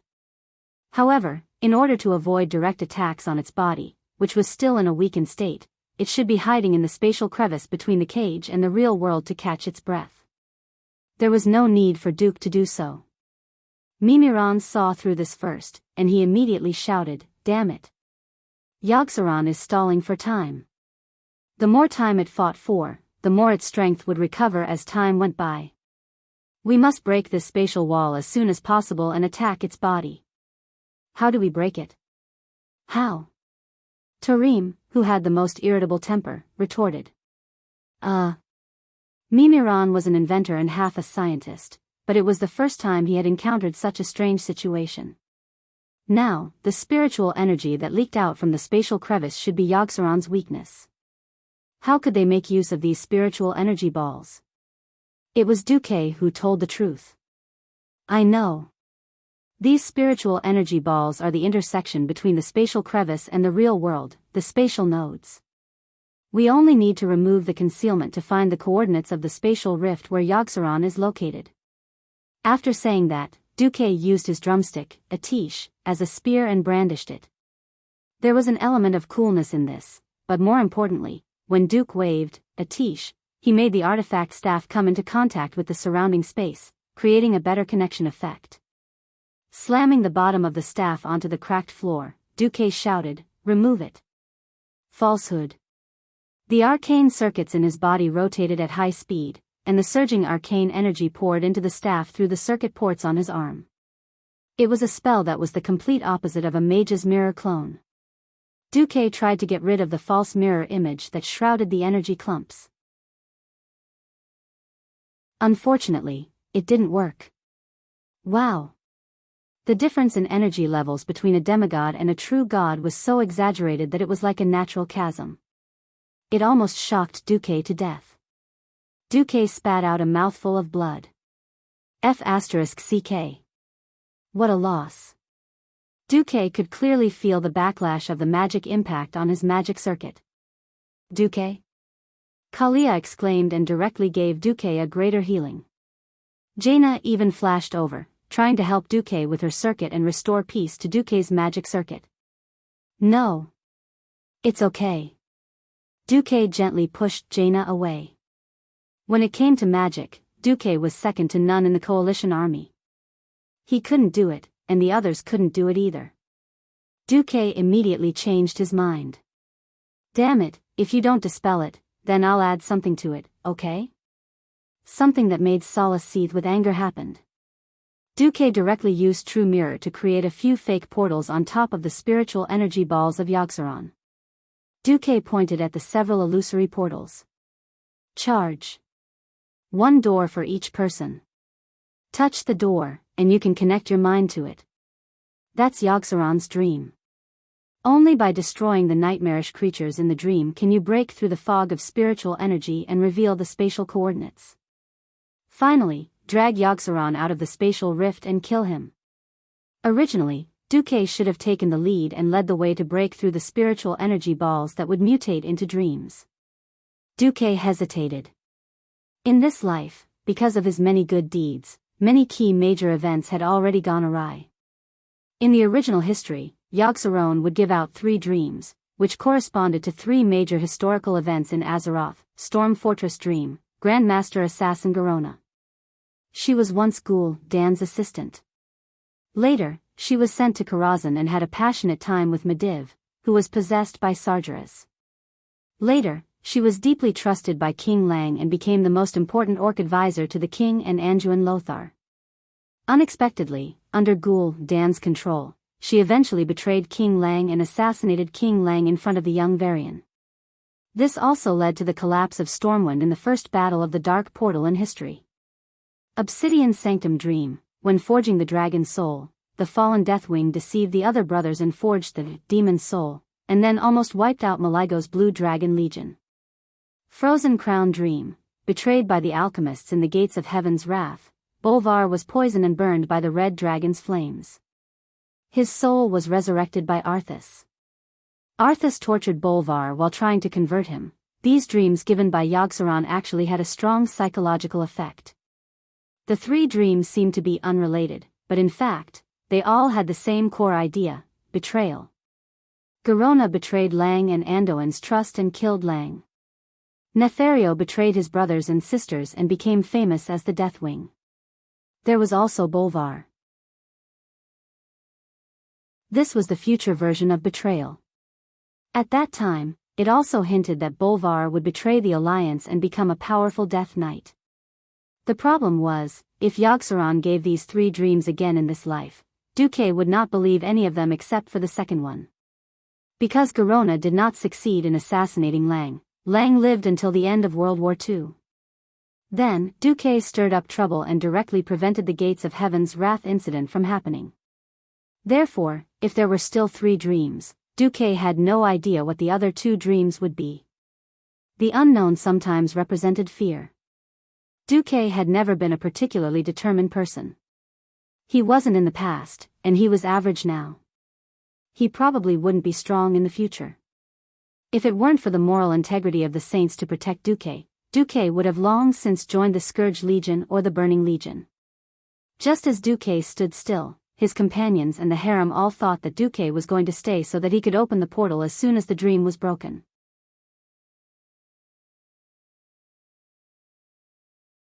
Chapter 1635. Am I scared? Duque looked at his empty right hand. When he didn't use Song of Light and Shadow, Duque always left his right hand empty. Ever since he arrived in Azeroth more than 20 years ago, that hand hadn't changed much. Maybe it was just a little bit bigger. He went from an ignorant wizard apprentice to a demigod step by step. His experience was enough to write a novel of more than 3 million words. At this moment, fierce battles were still going on around him, but in Duque's vision, everything was still hazy no matter how he looked around. There were only moving shadows. Duque knew that it was an illusion, but he couldn't help but call out, Aurelia. Yes. Aurelia was the most special person for Duque. This sexy, elegant, and noble elf was an epic of Azeroth. For some reason, Duque felt lost. He called out Aurelia's name, hoping to see the elf stay by his side as usual. But the surroundings were still hazy. The people around him all had lively faces and rich expressions, but in Duque's mind, their faces were all marked as blank. Windlesha. Duke stretched out his right hand in vain to grab it, but he caught nothing. The beautiful figure of the female elf in front of him was just an illusion. In his vision, the scenery changed. Duque suddenly found himself in the infinite void of space. The planet Azeroth below him was equally hazy and moving away at a high speed. Then, he felt that his body was being pulled into a 1,000-meter-long rope. Was he being dragged into a black hole? Or was he teleported? He was constantly being dragged into the deepest part of the universe, and he felt like he was falling. The illusion of weightlessness caused Duke to feel panic that he had not felt in a long time. This feeling made him feel like he was suffocating, and even the last drop of air in his lungs was being squeezed out of his throat. Ah! Duque woke up abruptly. He opened his eyes and saw his right hand reaching out randomly. His angry palm was still in a groping position. Obviously, it was destined to touch nothing. Duque could clearly feel Sala's gaze. Yogg-Saron was already staring at him. Perhaps, as the commander of the Alliance and the leader of the Allied forces, he was the favorite prey of the ancient gods. A chill came over him. It was as if he had been tied up and placed in front of 1,000 mouths full of fangs. He had an ominous premonition that he would be thrown into the mouths at any time and die without a burial. For a moment, Duque thought of giving up.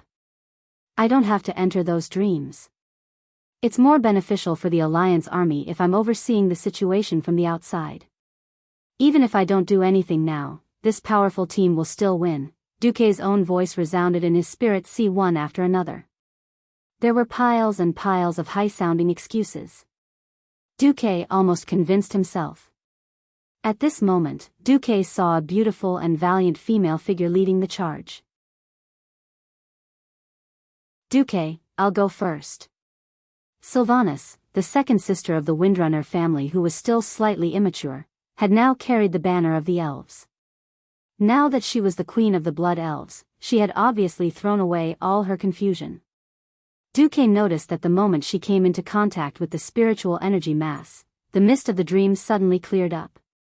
That was the day of the betrayal of the Sun King Anastrian. Yes. That's right. For the high elves of this generation, this was the deepest pain in the hearts of all the elves. Their king had betrayed their own people. Could Sylvanas deal with the nightmares inside? The question had only just arisen in Duque's mind, but it was immediately dispelled by Duque. A voice in his heart clearly told him, if it was Queen Sylvanas, there would definitely be no problem. Another person entered the dream. She didn't do it of her own accord. It was more like she was forcefully pulled in by a ball of nightmare energy. Onyxia. Duque saw with his own eyes that it was Yogg-Saron who threw a ball of nightmare energy onto her dragon tail. Almost at the instant she touched the dream substance, Onyxia uncontrollably turned into a human form and was pulled into the dream. The third to enter was Tyrion. The fourth was Vashj. Duque didn't know if there was some kind of inevitability here, or if there was some kind of special direction. He only knew that Yogg-Saron didn't want to talk to him, and threw a ball of dream energy at him. At this moment, Duque had the chance to dodge. He gave up and dodged. Because other than this stage, there was still a third stage. Duque couldn't imagine that if he retreated here, he would be targeted by Yogg-Saron in the third stage and be attacked by mental control skills. Commander Magni. Before entering the dream, Duque made this decision. All right. Magni clenched his teeth. The light in front of him grew brighter, and that blurry mirage swallowed Duque whole. Duque disappeared from the real world, and entered the dream within the space-time gap. A red sun was falling obliquely on the Isle of Quel Danas in the west. The afterglow of the setting sun was like an eternal golden light above the sun well, dyeing half of the sky into a golden-red haze. Under this twilight, a team of rangers rode chocobos, escorting a convoy of trucks along the coastline towards the revived Silvery Moon City. Sylvanas rode her chocobo at the front of the team, advancing along the crescent-shaped beach that had been washed out by the seawater. Her shadow was dragged out by the setting sun, forming a slightly hunched silhouette on the sandy and slippery beach. Sylvanas raised her head to look at Silvery Moon City in the distance. This majestic city that had been revived once again was her greatest pride. For it to prosper, she had put in 5,000 years of effort. In this city by the sea, there were countless magic towers that towered into the clouds.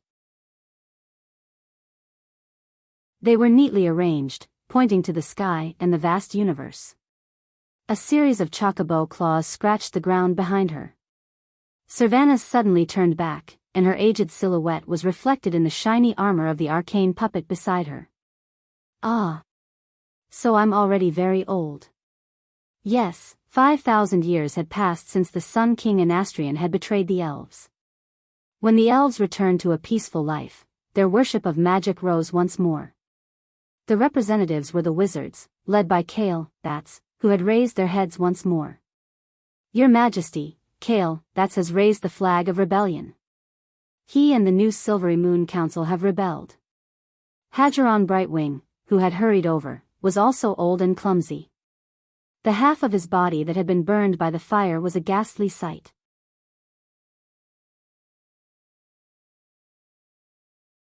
Chapter 1636. Impossible. He's older than me. How could he? No. He's defected to the Calamity Army. Death has given him eternal life. He's even more powerful than he was at his peak. In the magic mirror that Hadgeron opened was Kale, Bats. His face was bloodless, and there were only 2 balls of blue soul fire in his eye sockets. With a wave of his hand, he killed hundreds and thousands of elven rangers in a sea of fire. No, it shouldn't be like this. 5,000 years of hard work had been destroyed in an instant. The feeling of his lifetime's hard work being destroyed in a moment pressed down on him like an avalanche, causing Sylvanas to be unable to catch his breath. She still held the Solidar Stars of Fury, and she still had a large group of subordinates under her. But the old age of her body had eroded her courage and corroded her heart. A voice kept echoing in her ears. It was a voice that she would always remember. The owner of the voice was called Anastrian Sunstrider. She had snatched this kingdom from the hands of the Sunstrider royal family, who had betrayed the High Elves. Do you feel it? Sylvanas. Do you feel how I felt back then? All my hard work has gone down the drain. All my future has been forcibly taken away. There's nothing left except this feeling of old age and powerlessness. A sense of weakness came. It was as if all the blood in her body had been sucked out. Servanas felt as if she had done this hundreds of millions of times, to the point where she was already so familiar with drawing a bow that she couldn't even do it anymore. That kind of trembling feeling of age was quickly corroding her heart. No. This isn't me. It's not me. Servanas realized that she was about to cry. That feeling of powerlessness was the most terrifying torture for someone like her, who was always determined to forge ahead. She could face the most terrifying enemy without fear, but she could not face her old self. She could ignore her old appearance, but she could not face herself who could not even draw a bow. She trembled. Anastrian's voice was magnetic and hallucinatory. Do you understand how I feel? Betrayal is not because of self-interest. I did it to better lead the elves, for the elves to have a better future. At this moment, Servanas was at a complete loss. At the same time, in different dreams, every intruder was being interrogated by their conscience, justice, and beliefs. In the dream of the Obsidian Temple, Onyxia had returned to the past, and she had become an unremarkable young dragon. Her father was right in front of her, tearing her mother into pieces. Then, a fingertip of a huge claw pressed fiercely against Onyxia's back, forcing her to raise her neck and look up at the horrifying scene that was so huge that it occupied her entire field of vision. The huge dragon's nose continuously breathed out flames.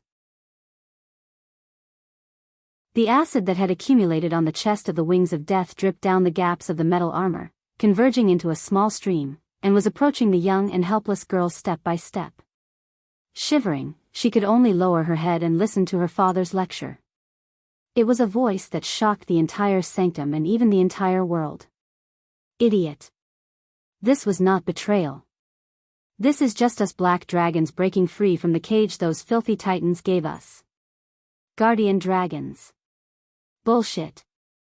This damned responsibility has shackled our freedom. Whatever we want to do, we must first obtain the permission of responsibility. This is not some guardian dragon at all, we are just slaves that the titans use to watch the door.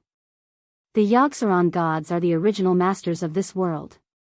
They were the greatest of the native gods. The titans and whatnot, they are just a bunch of despicable intruders. Look at you, Onyxia. You are a disgrace to us, the great black dragons. There is nothing to be ashamed of being the servant of the greatest ancient god, but to become the mount of insignificant humans. Has your pride been eaten by slime? 3,000 years ago, those humans were just jungle monkeys wearing animal skins. Onyxia only felt that her body seemed to become smaller and smaller, while in her eyes, her father's body grew larger and larger. He used his black wings to cover the entire sky. On the other side, Vashti was dreaming of 10,000 years ago, the time when she was the maid of Queen Ashara. Vashti, do you know your sins?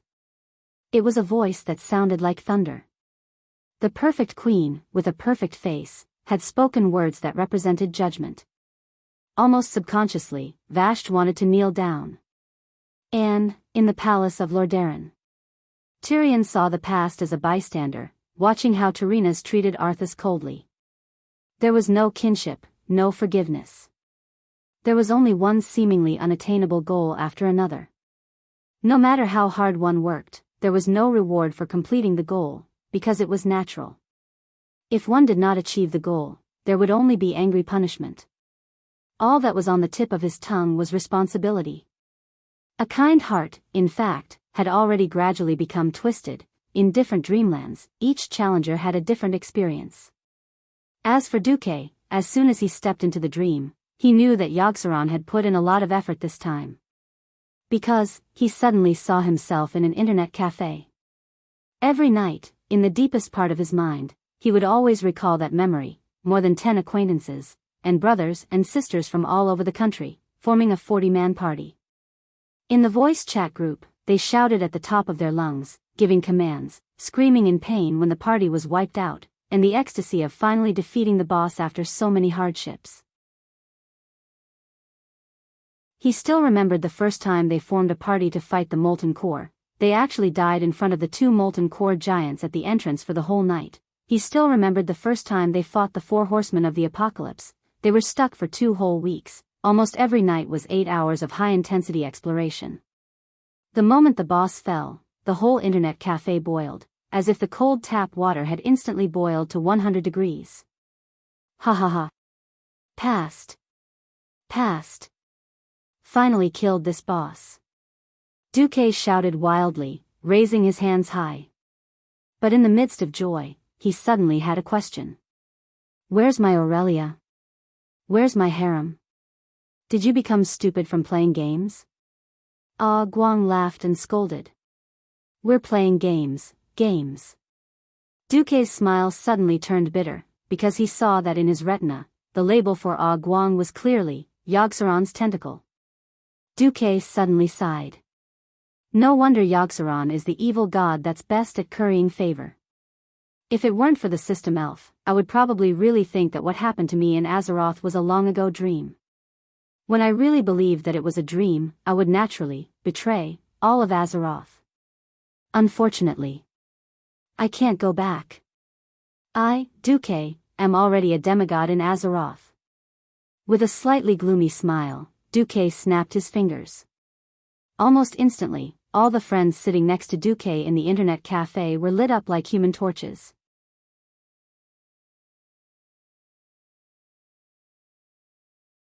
Chapter 1637. Among his former friends, there were his roommates, classmates from the same class and the class next door, as well as people who often came to the internet cafe and were familiar with each other. They watched as the illusions in their appearances were burned. Duque only had one feeling. That's heart-wrenching, buddy. Duque was so upset that he was about to cry. However, this was a mental attack. It was a mental attack where only one of them could become the victor. Usually, it was difficult for any intelligent creature with a normal mind to control their mind. There were only 2 ways to control a creature with high intelligence and combat power in the shortest amount of time with the simplest violence: severely injure its mind and wear down its intelligence. The mind-weakening spell was easy to understand. It would be considered a success if a person with an average IQ of 90 dropped to an IQ of 5. Whether it was by slowing down their thinking or weakening their thinking. However, such a method would often reduce the creature's combat ability. Without the ability to think, humans were no different from mentally retarded zombies. Yogg-Saron chose another, more troublesome method: severely injuring the mind. This wasn't untraceable. Before Duque entered Otter, he carefully recalled Yogg-Saron's methods. He came to the conclusion that Yogg-Saron was a super expert at dissociative amnesia. Dissociative amnesia was a memory disorder characterized by sudden memory regression. The disease was caused by great pressure or trauma, such as witnessing the death of a loved one. The patient forgot the painful experience, as if the memory had never happened, living in a self-deceiving lie. Take Tarim for example. In the battle with Loken in history, Tarim carried great hatred and heavy responsibilities, but he was brainwashed into a slave by Yogg-Saron the moment he turned around. This was what he relied on. The mental world was the most complicated thing. If it was completely brainwashed, one would become an idiot. Yogg-Saron's method was to retain a considerable degree of the victim's cognition, leaving behind his most cherished memories, and then modify other aspects. After a period of time, slowly modifying his cognition and memories perfectly, he would become a brainless fan like Loken. Duke had racked his brains to see if there was a weakness in his heart that could cause him to suffer a serious mental injury. He summed it up for a long time and finally came to a conclusion: he was worried about gains and losses. With his current achievements and the perfect and harmonious harem, he could not bear to give it up. If there was anything he feared the most, it would be losing everything he had in Azeroth. Therefore, after Yogg-Saron expended a Herculean effort and used an undetectable method to bypass the protection of the system elf and peek into Duque's memories, it was easy to imagine what kind of attack he would launch. Duque had set a trap for himself. If he recalled his memories of the Celestial Empire on Earth, then he would automatically activate the system elf's prompt. This move saved Duque. Ha ha ha ha. Ah Guang turned into a flaming skeleton in the fire. Duque calmly turned around. If he were to face this crazy skeleton, he would lose his sanity every second.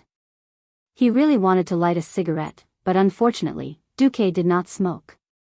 After some thought, a crystal glass made of frost elements appeared in Duque's hand. It was filled with psychedelic and colorful liquid arcane energy. Since it's a dream and I can't even open my storage space, then this is it. With a strange expression that was hard to tell whether it was a smile or a bitter one, Duque raised the glass in his hand high, and then let the arcane liquid drip onto the ground. The world of Warcraft used to be so beautiful. For it, some people climbed over the wall to go to the internet cafe in the middle of the night. For it, some people wrote novels for 2 hours every day and then worked in the world of Warcraft for 12 hours every day. For it, some people woke up in the dark to turn on the computer during the night shift in the factory at 3 in the morning just because Duque, the guild president of the guild, called them. Hello.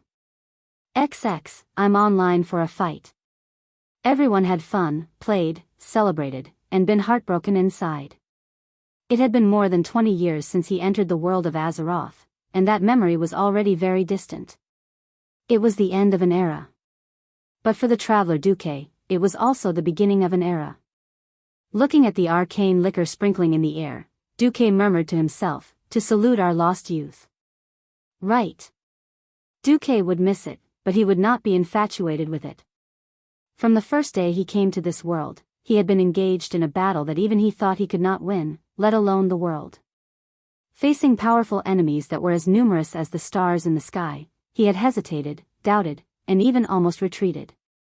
But since he had never given up on the simple dream of a better life, the only thing he could do was win the final victory and create a legend that belonged only to me, Duque. Following Duke's murmurs, the dream in front of him seemed to respond to his words. The wall of the internet cafe disappeared without a sound. It revealed an enormous white jellyfish-like object floating in midair. That thing overlapped with the thing in Duque's memory. That's right, it was Yogg-Saron's brain, in charge of dreams. In a sense, it was also one of Isra's most powerful enemies.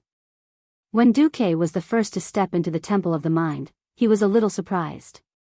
Almost at the same time, the other walls of the Temple of the Mind also disappeared within a few seconds, revealing the existence behind the walls. The first to come out was Sylvanas. As the Blood Elf Queen, she was graceful.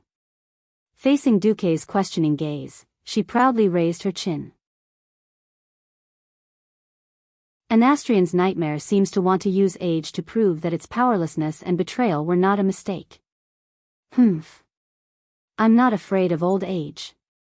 Even if I'm so old that I can't even pull a bowstring, I will still use my body to protect my people, even if I die on the charge. Duque was a little speechless, but then he felt relieved. Never bow to fate. Sure enough, this is the Sylvanas Windrunner I love. Theon was the second to appear. He shook his head. I met Arthas. In that dream, he seemed to want to justify his act of patricide. Unfortunately, I didn't listen. I've seen the kindest orcs, and the dirtiest humans. Justice cannot be desecrated, and justice cannot be trampled on. Justice does not distinguish between races or borders. The nightmare has its principles, and I have my justice. As one of the 5 silver saints, Theon's belief was probably second only to Uther. As for him, Duque had nothing to worry about. Vashj appeared in the form of a human-faced Naga. She smiled bitterly. I met Queen Azhara, and she seemed to want to be my master. But 10,000 years is too long. I only have hatred for her. Also, the light of redemption in my heart woke me up.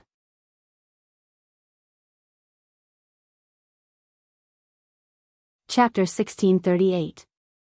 Vashj smiled faintly at Duque. Who was the savior? It was obvious. What surprised Duque the most was still the Black Dragon Princess.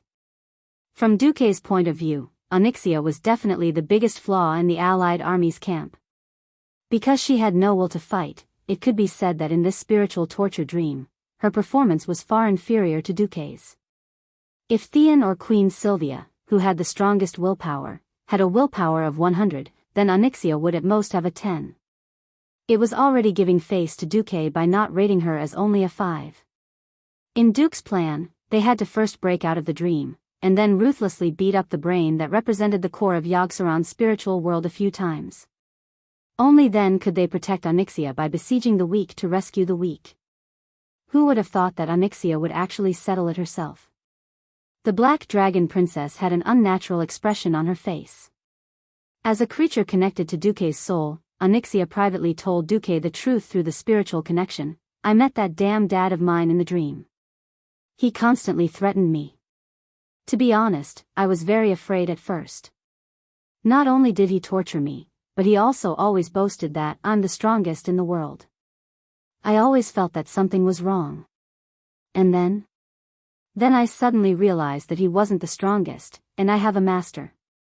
My master had already killed my dad, whom I feared the most, and my brother, whom I hated the most. So at least my master is stronger than him. Duque laughed. Oh. Dragon Princess, your logic is stable. There's nothing wrong with it. So I suddenly wasn't afraid. Even if you want to deal with me, you have to deal with my master, Duque, first. You specifically came to deal with me, your mount. What kind of ability is that? That was Onyxia's explanation. She didn't realize it herself, but actually, her IQ had dropped quite a bit. It was only because her spirit wasn't heavily damaged that her mind didn't show signs of collapse. This was a great fortune in misfortune. For some reason, Duque felt that Onyxia, who wasn't that scheming, was actually a little silly and adorable. Damn it. In that case, would he still be able to harden his heart towards this fellow in the future and have sex with him whenever he wanted? It was naturally for the best that everyone was safe. The 5 powerhouses gathered at the spiritual core of the Yogg-Saron, which was its brain space, and naturally triggered a series of changes. Duque understood that it wanted a certain expert to rebel and cause the collapse of the allied forces. But to lose 5 times in a row in the beginning, that was really laughable. After all, it had swallowed a total of 4 demigods into its dream in one go. It could easily swallow 10 epic-ranked heroes who had yet to step into the divine domain. Even with the power of the ancient heretic god, it would be strenuous to deal with 4 demigods. Despicable outsider.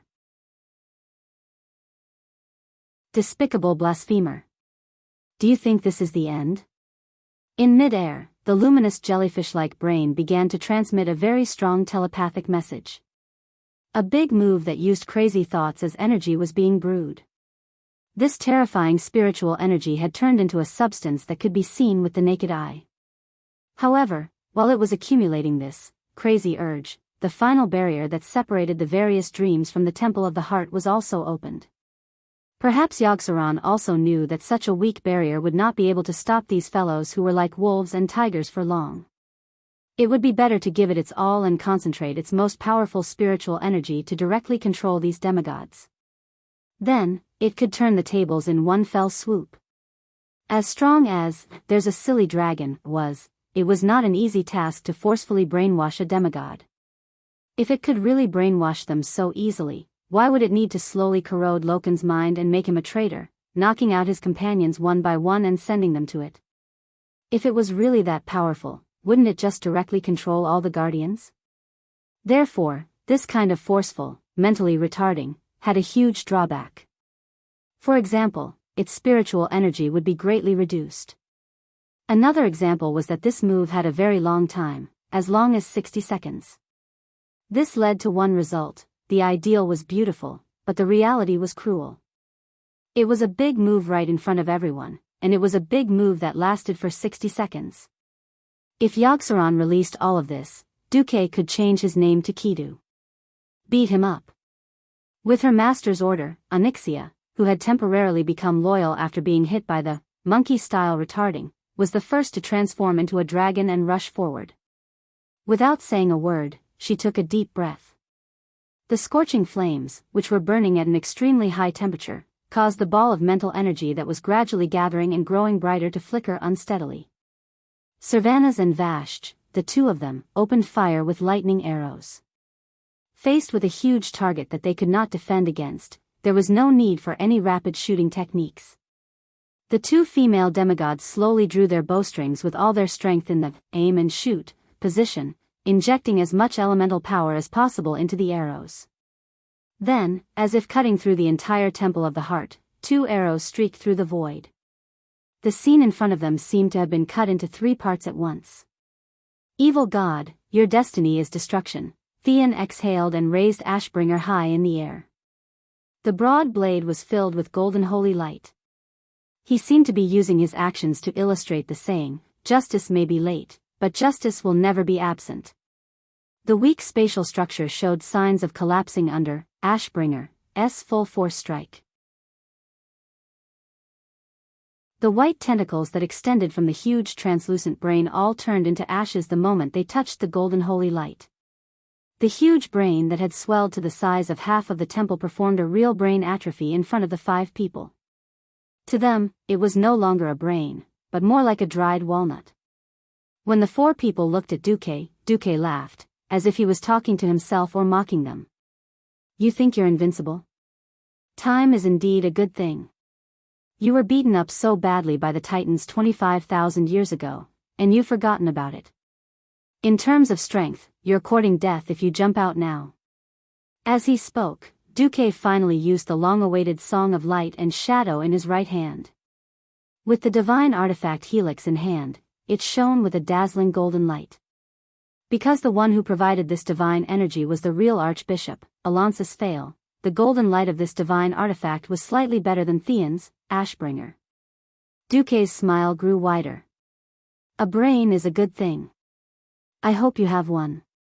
Yes. I'm not talking about this thing that only has capacity but no practicality. I'm talking about a real brain. With that, Duque turned into a magnificent light that lit up the entire temple and slammed into the huge walnut brain in the air. At the same time, the people of the Alliance who were fighting with the tentacles outside were pleasantly surprised to find that Yogg-Saron had finally revealed its true body. It was no longer in the spatial rift, but had truly descended into this world. They could beat it up now.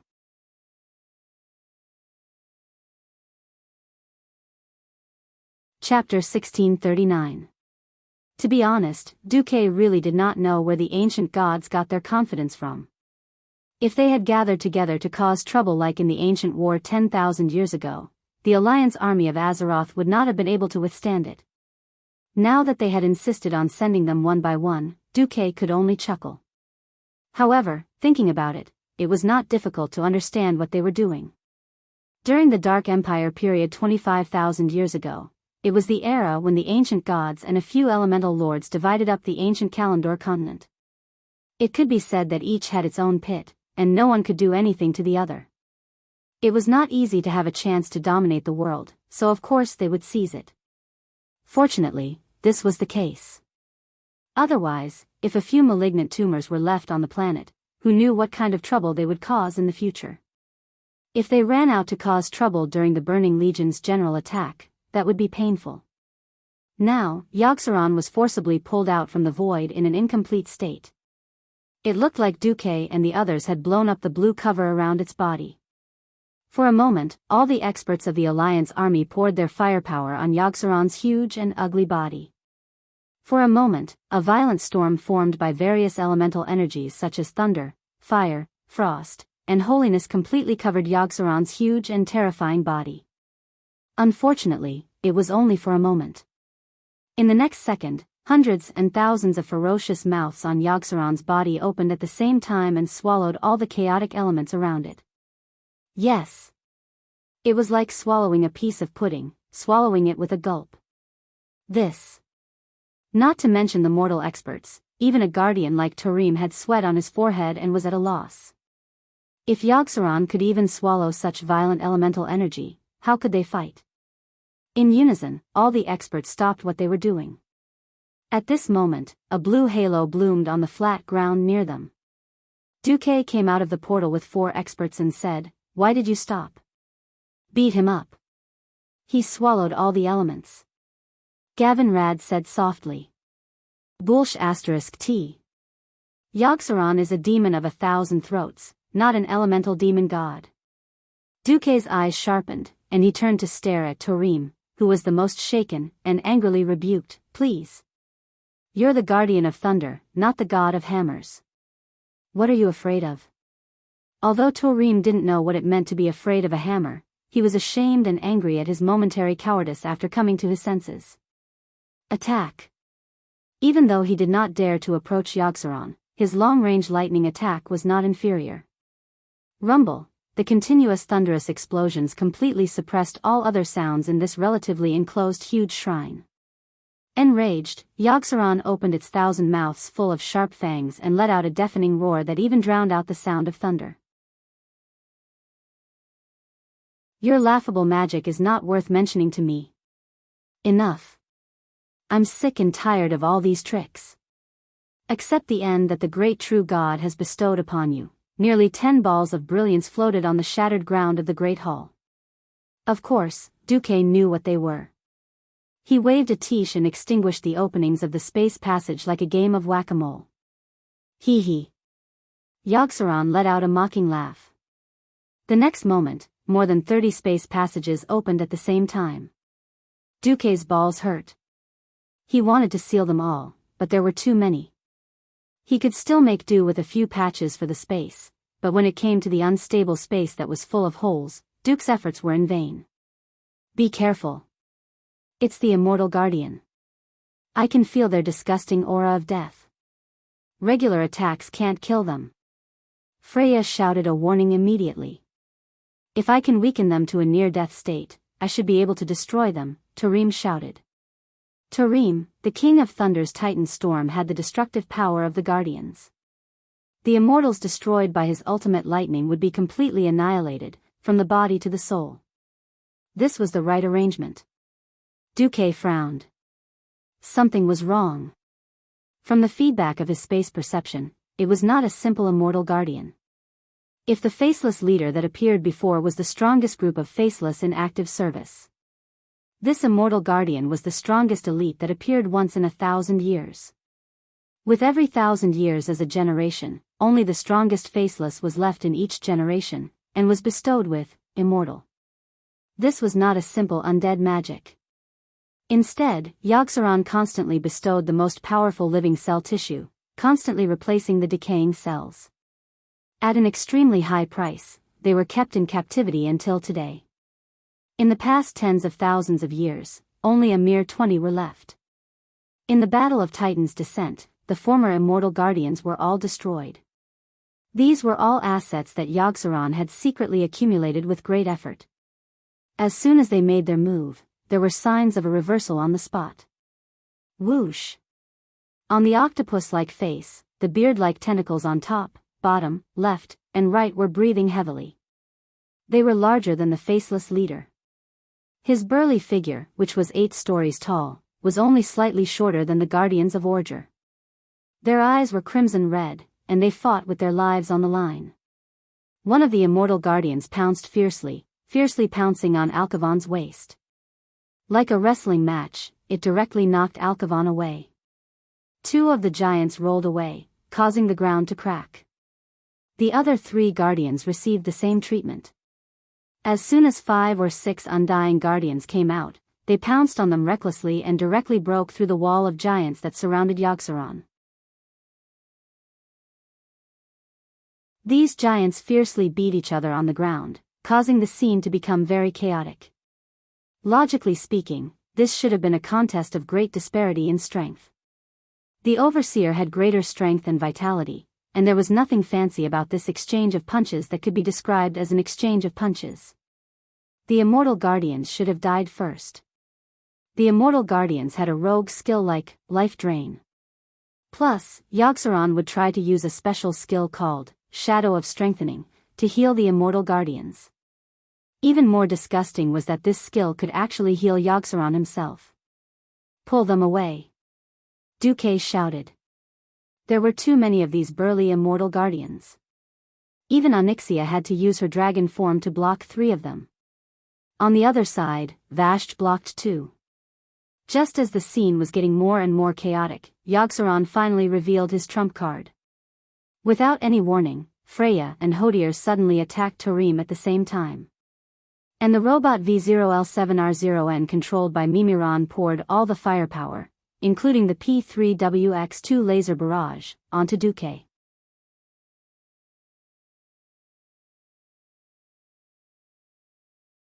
Chapter 1640. No. You.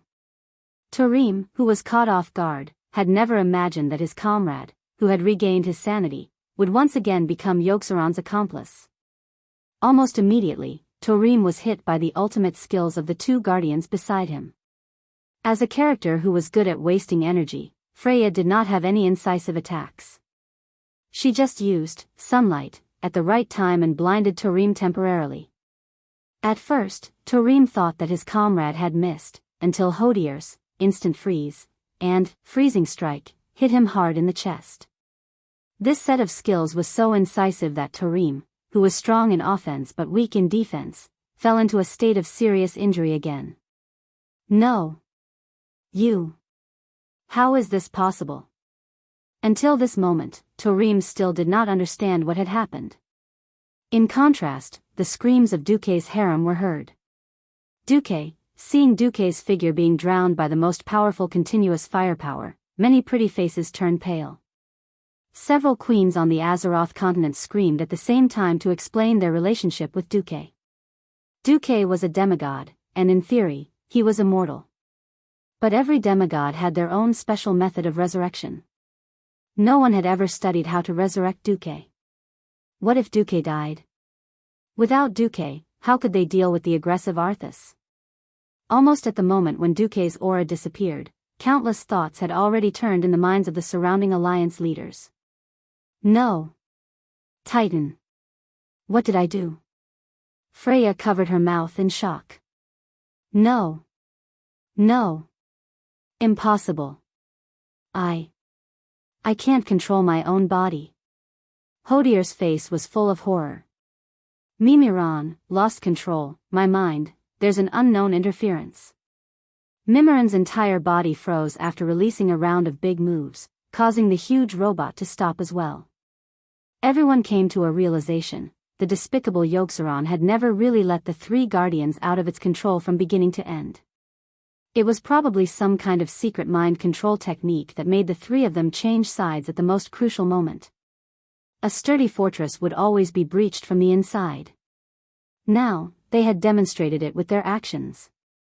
What was even more terrifying was that the three guardians were conscious, but their bodies were not under their control. Ha ha ha ha. I told you. I am a lucid dream. Monsters from your nightmares.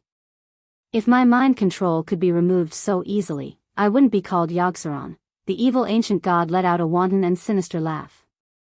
It wriggled its body, which was like a big ball, and kept using its protruding mouth to bite in all directions. In a moment of carelessness, a large piece of flesh was torn off Edwin Van Cleef's left arm. It was a heart-wrenching blow. However, this was not the end. More of Yogg-Saron's subordinates were summoned to the modern world. Elder Viticus was an Arachne elder who was highly respected by his compatriots when he was alive. However, following the fall of the ancient kingdom of Ankit, he also became a slave of the Faceless and indirectly belonged to Yogg-Saron. Now, as a useful supplement to the Faceless, he was directly summoned here. Almost as soon as he appeared, he used his best skills, deadly poison, and Arachne plague, to increase the burden on the allied army. Not only that, but more powerful creatures enslaved by Yogg-Saron odor appeared. The originally spacious hall suddenly became a pot of porridge because of the appearance of these guys. There were giants rolling and wrestling everywhere, and elemental magic flying everywhere. At this moment, the mortals were too insignificant. Gather. Everyone gather. Magni shouted at the top of his lungs. However, he, who had activated Deity's descent and turned into a giant dwarf, was also entangled by an immortal guardian. Queen Sylvie ruthlessly gave that guy 3 thunder arrows, but it only reduced the guy's enhancement by 30%. It only made Magni feel less pain when he was beaten. Everything was in chaos. At this moment, a cold snort came from the void. Humph, it wasn't loud, but it was like a light that pierced through the night sky and chaos, allowing the Allied army to find their backbone in an instant. Duque. Only Duque could do it. Only he could make the Guardians and mortals listen to him at the same time. Just now, the moment Mimiron locked onto Duque, Duque's retina had been flashing with the system's red warning light. The system elf might not be that sensitive to unknown mysterious magic attacks, but when it came to mechanical attacks, it was simply accurate and would never make a mistake. If he was hit by this, then Duque could just kill himself. Coming out of the void, Duque ordered, "Pull all the immortal guardians to the east and west sides. Sword Emperor suppress Hodier. Thaddeus interfere with Freya." A densely packed magic net suddenly appeared in the void. On the nodes of the magic net's elemental network, huge shining dots of light formed something similar to a portal. The elemental emissary and the Kiraji twin emperors that Duque had hidden for a long time finally appeared at this moment. The insidious Yogg-Saron was using the Guardian's identity.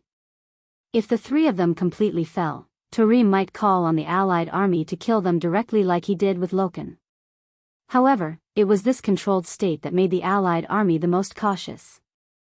At the very least, the Allied army had to find enough experts to form an exchange with the three of them.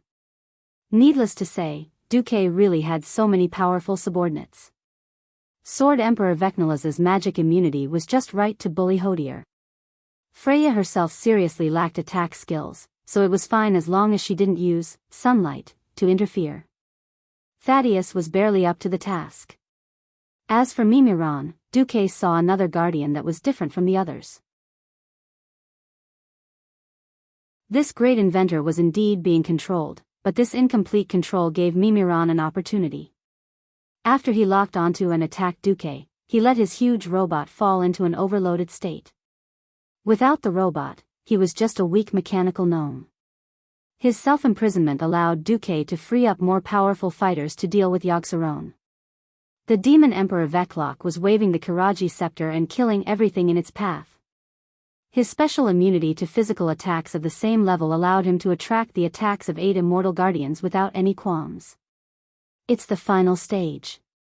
Be careful of the crazy skeleton's special skill. Long-range attackers, try not to look at Yogg-Saron. Such a big guy, you can hit him even with your eyes closed. Duque shouted. At the same time, he began to combine Atish and Song of Light and Shadow together.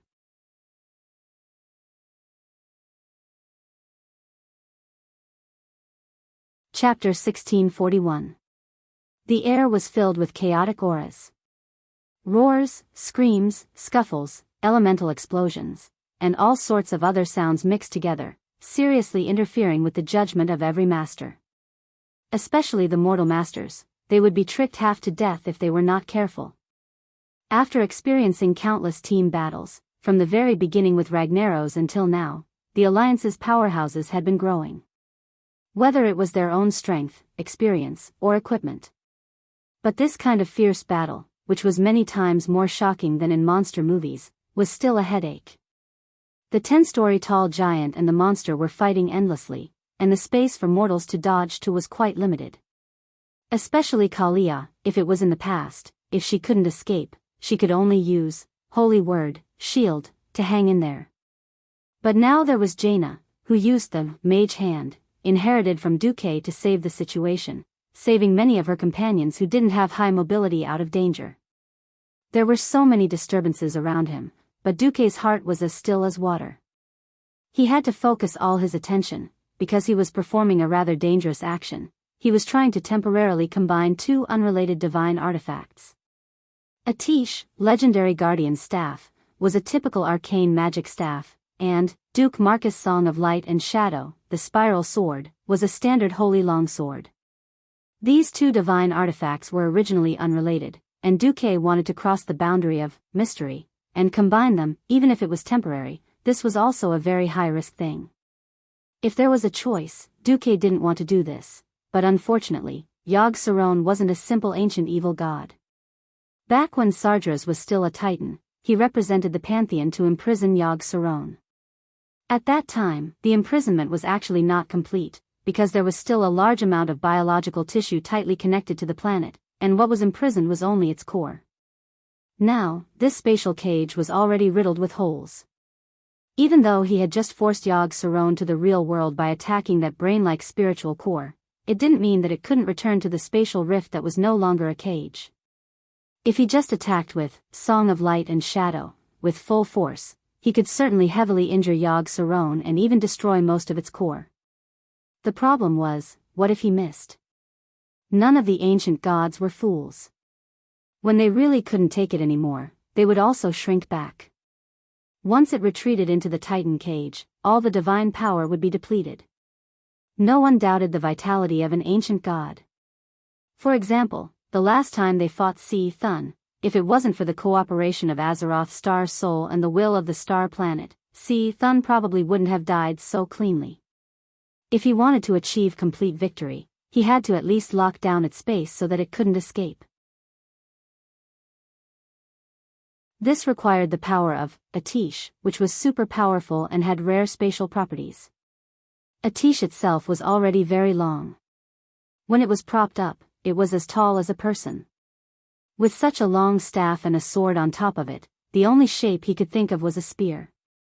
However, a staff head that looked like a crow but was actually shaped like a chicken drumstick was placed together with a spiral sword. No matter how one looked at it, it didn't look right. Not to mention that they were two completely different types of energy.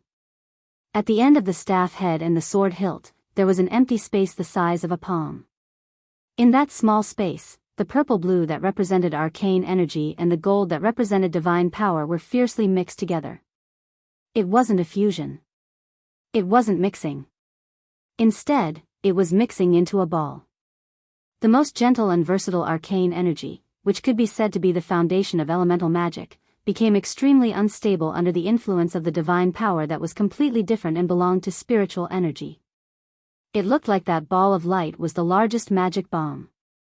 Once it exploded, regardless of whether Yogg-Saron died or not, none of the mortal powerhouses present would be able to survive. Impossible. It can't be done. Duque, don't mess around. Cervantes turned pale with fright the moment he saw what Duque was doing. Is this possible? Tarim, who was seriously injured, struggled to get up. The eyes of this guardian who had lived for 25,000 years were filled with disbelief. Mimiran's mechanical eyes flickered with an unknown light. Interesting, Kale, that's Jaina, the two top-level mages who were determined to break through to the demigod realm, were shocked as if their common sense had collapsed. Why did Duque only do such a terrifying experiment at this juncture? And he went all out right from the start? Ha ha ha. You can't do it. Do mortals want to become true gods after stealing divine power? You're too naive. Little guy. Not to mention that you don't have enough power, even if you have enough energy. You can't control it. Yogg-Saron opened its 1,000 mouths wildly, each of them flashing with a cold light as they laughed wantonly. Hee hee. Duque suddenly laughed as well. That's not necessarily true. There's always a turning point in everything. If you can't do it, it's just that you haven't grasped the method, and your hands and feet are bound by your poor imagination. At this point, Yogg-Saron's power had undoubtedly weakened. From the moment it had been able to control the entire battlefield to the moment it was forcibly dragged into the modern world, its power had started to decline greatly. Although it was still very strong, it was no longer the super evil god from 25,000 years ago that could only be defeated by the strongest Titan warriors. The rapid decline of its power and the recovery of the four guardians allowed Du's magic net to invade the stairway of madness. With the Titan rune array passed down by Maligos and the Titan magic formula that Duque had secretly obtained from Alcafen's treasury, he had perfectly increased Duque's strength. A huge array unfolded behind Duque. Duque chanted a rare incantation. In the name of the Titans of the Pantheon, I swear before the soul of planet Azeroth that I, Duke Marcus, am the one who brings order to the planet, and it is my duty to kill all those who are chaotic and evil. Duque's voice was not loud, but it resonated with the tens of thousands of Titan runes behind him, causing the sound of the incantation to resound throughout Otter and even the snowy world of Northrend. Not only could Lich King Arthes, who was in the Ice-Crown Glacier area, hear it, but even Muradin, who was fighting Ajo Nirab in the Dragonbone Wilderness, and William, who had already killed his way to Zudak, could hear it. On the entire continent, every powerhouse who had surpassed the realm of heroes or above could clearly hear Duque's incantation. The magic net became incomparably dense, and every inch of the magical network channel flickered with the radiance of the elements. The elements of the four great elemental realms were frantically extracted, compressed, refined, and finally gathered in the magic net. When the magical energy resonance in the entire stairway of madness reached its peak, a bright beam of light pierced through the magic net and poured into Atish.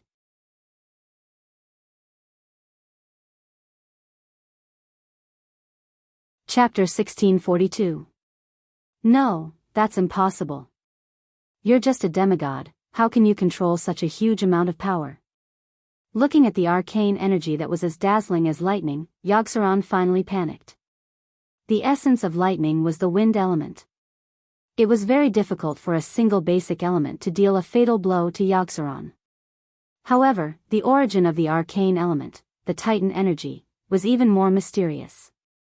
In front of a true spatial master, Yogg-Saron's act of hiding back in the cage was actually quite ridiculous. Every evil god was ambitious and ruthless. An ambitious person did not care about integrity, so when Duke poured an overwhelming amount of arcane energy into Atish, Yogg-Saron decided not to gamble. Its huge body, which could not fit an entire football field, actually became a little illusory and transparent at this moment. That's right, it began to shrink back into the cage. Even this state could not be maintained for long. Not only that, its largest mouth was like a huge eye that began to stare at Duque. Crazy gaze.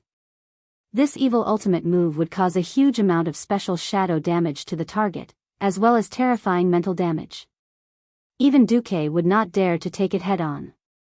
After taking this move, Duque would also become brainless.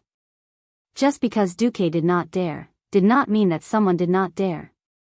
In front of Duque, a holy figure opened his arms, and with his semi-illusory golden body, firmly blocked in front of Duque. The complex golden array containing divine power also opened in front of him. Alonce's fail, Duque's biggest trump card against Yogg-Saron. This respectable old man, the deceased, with his noble and selfless spirit, still used his soul to protect Azeroth even after his death. He could not completely resist the attack of an ancient evil god, but with help, it would be completely different. Teacher. Teacher. 25 years later, Tyrion Fordring and Gavin Rad-Doom, the two of the 5 silver sages, were once again standing behind their teacher. Duque narrowed his eyes. The scene in front of him made him feel as if time had flowed backward. That year, the 5 silver sages were still uncles.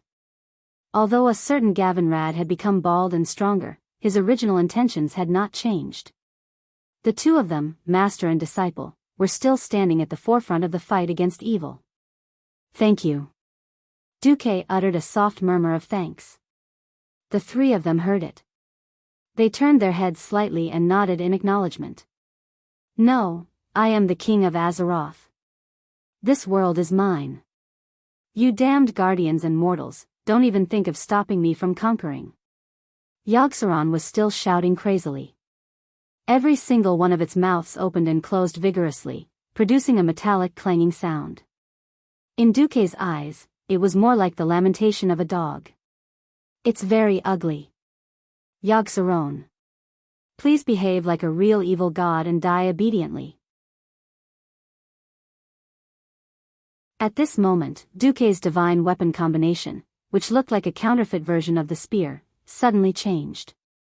The two energies that were constantly mixing and seemed as if they would explode at any moment suddenly achieved a balance, as if they had reached some secret deal behind the scenes.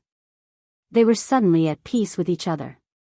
The energy between the tip of the staff and the hilt swirled endlessly, looking like the yin and yang fish of the Taiji diagram.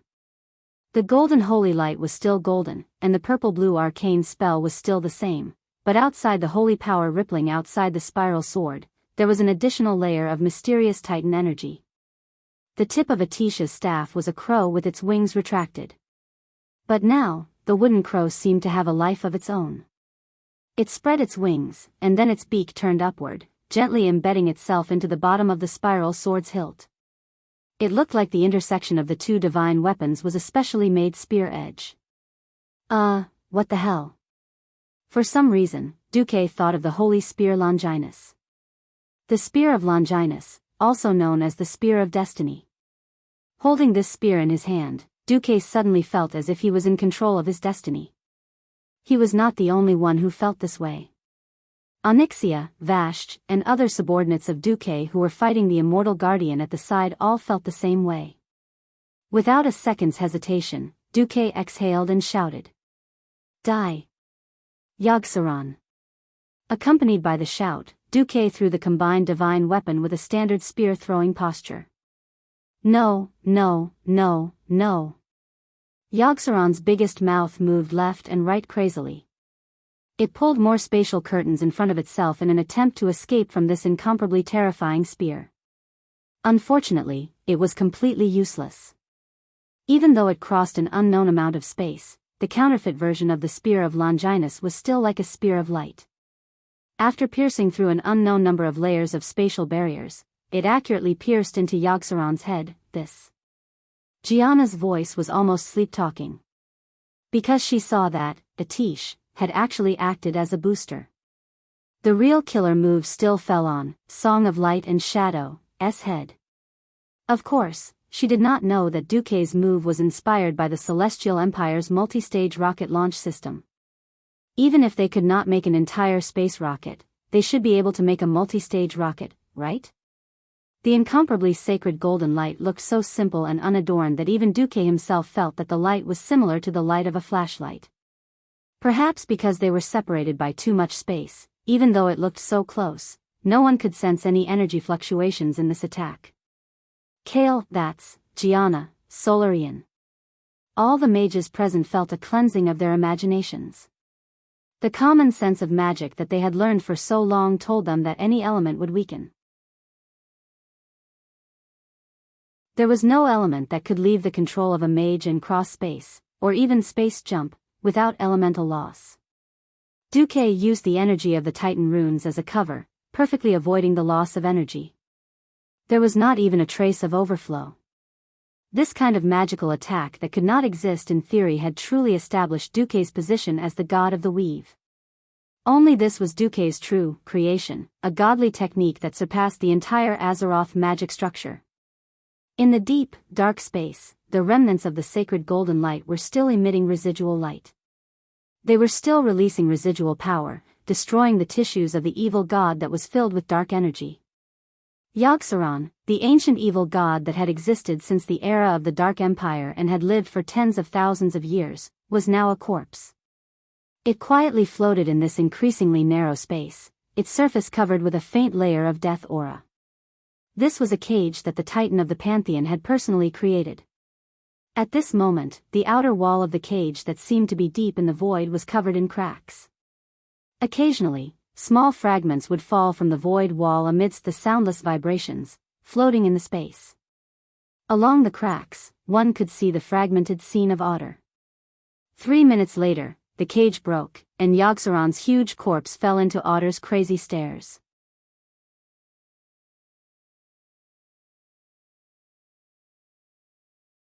Chapter 1643.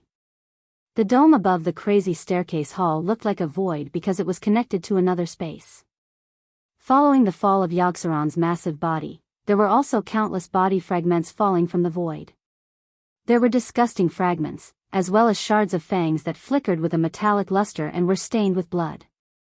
Because of the spatial dislocation, there was a strange error in the transmission of sound. It was not until Yogg-Saron's body fell that the final scream full of hatred and resentment was heard. Suddenly, the entire hall shook. It gave people goosebumps all over their bodies. However, this belated scream formed the most distinct contrast with the tragic state of this ancient god. The lower half of Yogg-Saron's body had completely disappeared, leaving only the upper half of his head and most of the largest mouth. On the upper half of the skull, every mouth of different sizes was half open and half closed. There were even unknown substances flowing out of the oral cavities. Almost at the same time that Yog Sothoth disappeared, the immortal guardians on the field all stopped moving. Then, as if weathering, their bodies collapsed without a sound. Their lives had ended as early as 10,000 years ago. It was purely Yog Sothoth's evil divine power that protected their souls that had already begun to decay, constantly replenishing their biological tissues, that allowed these terrible faceless ones to survive until now. As the core, Yog Sothoth, died, so naturally, they also fell. At the same time, the three guardians who had once again lost control also returned to normal. Almost immediately, Freya and Hodir rushed angrily towards the dimensional rift that Yog Sothoth had fallen out of. As soon as they entered, they used powerful Titan magic to sweep away the countless broken limbs and corpses.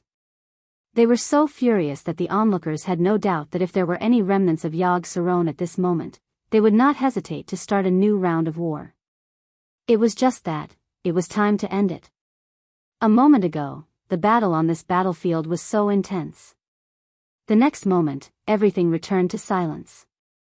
This extremely intense contrast gave everyone an illusion that it was unreal. Is Yog Sothoth dead? Kalia walked over and quietly pulled on Duke's sleeve. I can only say that, the core part has been destroyed. Duke smiled bitterly. In Azeroth, the few ancient gods were all classified as aberrations. There was not even a specific race to classify them. No one knew if they could reproduce or if they could resurrect. Back then, even the Titans, who were omnipotent in our eyes, were unable to completely destroy the few ancient gods, including Yog Sothoth. This time, I'm really not sure. I can only say that in the next 100 years, Yog Sothoth probably won't come out to cause trouble again. Duke shrugged. What about 100 years later? I hope I'll still be guarding Azeroth at that time. If we're not here, we can only hope that our descendants can produce another talent who can lead the mortals to kill it again. Duke was right. Unfortunately, Duke was still used to thinking like a mortal and didn't notice his faulty wording. Because of this small sentence, Kalia's face was as red as a steamed prawn, and she had a fever. She lowered her head in embarrassment. On the other side, Torim walked over. On his shoulder was Mimiran's main body with a rocket backpack. Walking up to Duke, Torim knelt down on one knee so that his face could be closer to Duke. Duke noticed that Torim was still clutching his chest. How's your injury? It's nothing serious. As long as I go back to the Temple of Storms, I'll be fine after a few years of recuperation. Thank you for your concern, Torim answered truthfully. Not only him, but the other two guardians and the 4 guardians of Alcafon's treasury also came over. Thank you and your companions, Duke Marcus. Without your help, Otter would have fallen into that damned evil god's lair. Freya was a little embarrassed, but she still bowed deeply to Duke and the others. Beside her, the other 3 guardians and 4 guardians also bowed in unison. In order to express our gratitude. Yog Sothoth's collection, as well as ours, are all yours. Hodir was a man of few words, but when it came to practicality, there was nothing more practical than this. Wow! This feels good, Gavin Rad was the first to take the lead and exclaim. Fighting against evil was for the sake of justice and the future of Azeroth, but mortals always needed spoils of war to embellish a great victory. Under Duke's leadership, instigation, the Alliance's powerhouses had long since gotten used to looting wherever they went. If they went through so much trouble to defeat an evil god without any spoils of war, they would probably be able to accept the result, but they would probably grumble about it for a long time when they returned. Okay, everyone take a break. Before Duke could finish, suddenly, his expression changed along with Torim and the other guardians. At the farthest end of their perception, it was the sky above Otter. Above the sky was the endless universe. At this moment in time, the universe was experiencing an unusual change. It was a staggered layer of space. On the surface, it looked a little like a huge teleportation door that was opening from an extremely distant planet to Otter. It was just like when Dan used the space coordinates provided by the possessed Medivh in Draenor to use the dark portal to open a space passage between 2 planets. In reality, in Duke's perception, it was completely different. It was as if the black hole on the other side of the multiverse had suddenly connected to the universe here, and the black hole that should have devoured everything was expelling something. Of course, in astronomy, this could also be called a white hole. Some extremely powerful existence was tearing through space, crossing dimensions, and rushing here. F***CK. I actually forgot about him. Yes. He was observing Orgaron. He was an observer left behind by the Titans, an imperial envoy who came to purify the world in case the planet was accidentally corroded. In order to prevent Orgaron from discovering his crimes, Loken had modified the data. The observer would only descend when he died, formatting Azeroth so that all living beings would be buried with him. This was the big hole that Loken, whose mind had been completely corroded, had dug for the living beings of Azeroth.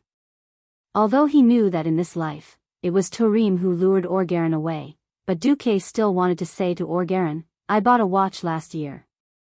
Damn it, why didn't you come earlier or later?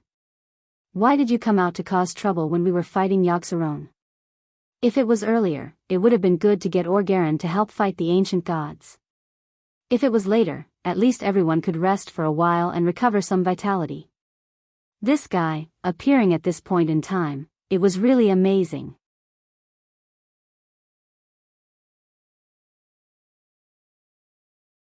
Chapter 1644. Tarim's face turned ashen. Not only him, but all the Guardians' expressions turned gloomy. What's the matter? Magni noticed that their reactions were not normal. Freya said something that shocked the Alliance's powerhouses. Letting Yogg-Saron escape is tantamount to dereliction of duty. When the observer Orgaron arrives, he may remove our Guardian qualifications on the spot. By the way, removing our qualifications is equivalent to destruction. Tarim continued, "Remember what I said? If Orgaron determines that planet Azeroth has been completely polluted, he will send a purification signal to the Pantheon, which is to destroy the entire planet." The Alliance's powerhouses were all worried about Tarim's words, but for the transmigrator Duque, he could only play the role of a good actor again. He looked like he had deliberated for a long time before saying these words. What if, we guys who don't belong to the Pantheon go and communicate with Orgaron, and ask him to give up sending a signal to the Pantheon? As soon as Duque's voice fell, Gavin Rad, Magni, and the others were already making a ruckus. Even Queen Sylvanas tightened her grip on her divine longbow. If these guys were to really form an empire or something, the name of that empire would be Empire of Troublemakers, right? In the face of this group of bold mortals, or rather, mortals who had become gods, Tarim rolled his eyes. As Odor's guardians, we will decisively kill any existence that does harm to Odor. On the other hand, we have no right to stop you from communicating with the emissaries of the Pantheon. But in case you have a conflict with Orgaron, and Orgaron orders us to purify you, we will not hesitate to obey the order. Because this is our duty. Tarim had a businesslike look on his face. Duque bared his teeth. What the hell, Tarim, you're quite sly too. You speak as if you're not the one who delayed Orgaron for so long. Since Tarim was speaking in a bureaucratic manner, it was almost as if he was hinting at Duque and the others. Duque also understood. Duque raised his hand, and, Atish, immediately flew back under his arcane control. He looked at his divine staff and said, "Our communication with Orgaron must be secret and will never be made public. I hope that the Guardians will abide by their confidentiality rules. I'll give you a look, and you'll figure it out yourself. We'll beat him up so badly that even his mother won't be able to recognize him. We'll make sure that no one can hear him even if he screams his lungs out. Just pretend to be ignorant." Mimiran's mechanical eyes flickered non-stop. The Titans didn't leave us behind because they didn't expect us to stay the same. They are also eager to see changes and new possibilities, otherwise they wouldn't have arranged for me, the Creator. This was also a hint, and several Guardians and Watchers nodded in response. Duque suddenly felt a little admiration for the group of dead people from Pantheon. One had to admit their greatness. The Titans could actually create such a group of powerful creations with self-awareness and self-values out of thin air, yet they had firm wills and scrupulously abided by their duties. Under normal circumstances, the guardians would never overstep the duties set by the Titans. However, their wills were able to strike a perfect balance between their desires and their duties. The Titans were definitely worthy of the title of creator. You should get a platinum disc from the Iron Parliament, Mimiron reminded them. This? Gavin Rad took it out. This is called the Archive Data Disc. Mimiron said as if he had no idea what was going on, and then refused to speak again. Duque smiled and patted Gavin Rad's shoulder. Everyone understood that this thing was the key to the place where Orgaren descended. However, the Guardians and Watchers could not help Duque and the others against their own Imperial envoy. This was the biggest weakness.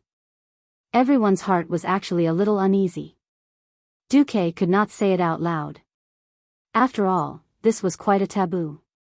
Alright, let's quickly divide Yogg-Saron's collection, then have a good chat with Orgaren. Time is a little tight, so I'll make the decision myself this time. Duque once again acted as the leader of the Black Hand group and went to divide the equipment. Alright, no problem. That's it. This time, there were no tribal powerhouses participating in the battle. They were all on the same side, so there was nothing to be embarrassed about. As an ancient god that had lived for tens of thousands of years, especially during the Dark Empire period, Yogg-Saron enjoyed the tributes and sacrifices of countless believers as a god. There were many treasures that it would never use and carried in its portable space. With the destruction of Yogg-Saron's core, this portable space also collapsed. Duque rushed to rescue the items before this small space collapsed. This wave was actually quite rich. Jaina obtained the dagger, Scar of Soul. This dagger was shaped like a double-headed greatsword, but it was actually quite small. There was a green rune energy flowing in the middle that looked like a question mark. No one knew if it came from a warrior who had fought for the Titans back then, because this was a pure Titan rune magic sword. Because it had a structure similar to arcane energy, it could provide Jaina with a large number of additional magic circuits, directly increasing the strength of her spells, casting speed, and spell critical rate by quite a bit. Vanessa obtained a Godslayer's emblem ring. This not only provided her with a large increase in agility, but it was also proof that she had slain a god. Edwin Van Cleef obtained a King Slayer. Although the name was not nice, this sharp dagger gave him a real boost in attack power. Magni took the King's Royal Family emblem, without any dispute. This defensive accessory came from an unknown king, and it was stained with blood that could not be washed off. Even after countless years, it still seemed to prove that king's determination to protect his country. Most of Yogg-Saron's drops were loose items. Basically, if anyone saw something suitable, they would raise their hand and equip it on the spot. If they were worried about any curse or unsafe shadow energy residue, they could just ask Freya to purify it. It was a piece of cake. Duque also changed his equipment for the first time in a long time. At the level of a demigod, generally speaking, unless it was a divine artifact, there was nothing worth Duque taking. Whether it was worth it or not was one thing, and whether he wanted it or not was another. Duque obtained the False God's Boots. This wasn't the original name of the boots. History books were written by the victors. Since Yogg-Saron had knelt, it was a false god. There was nothing special about these shoes. The important thing was the extraordinary horror shoulder accessory.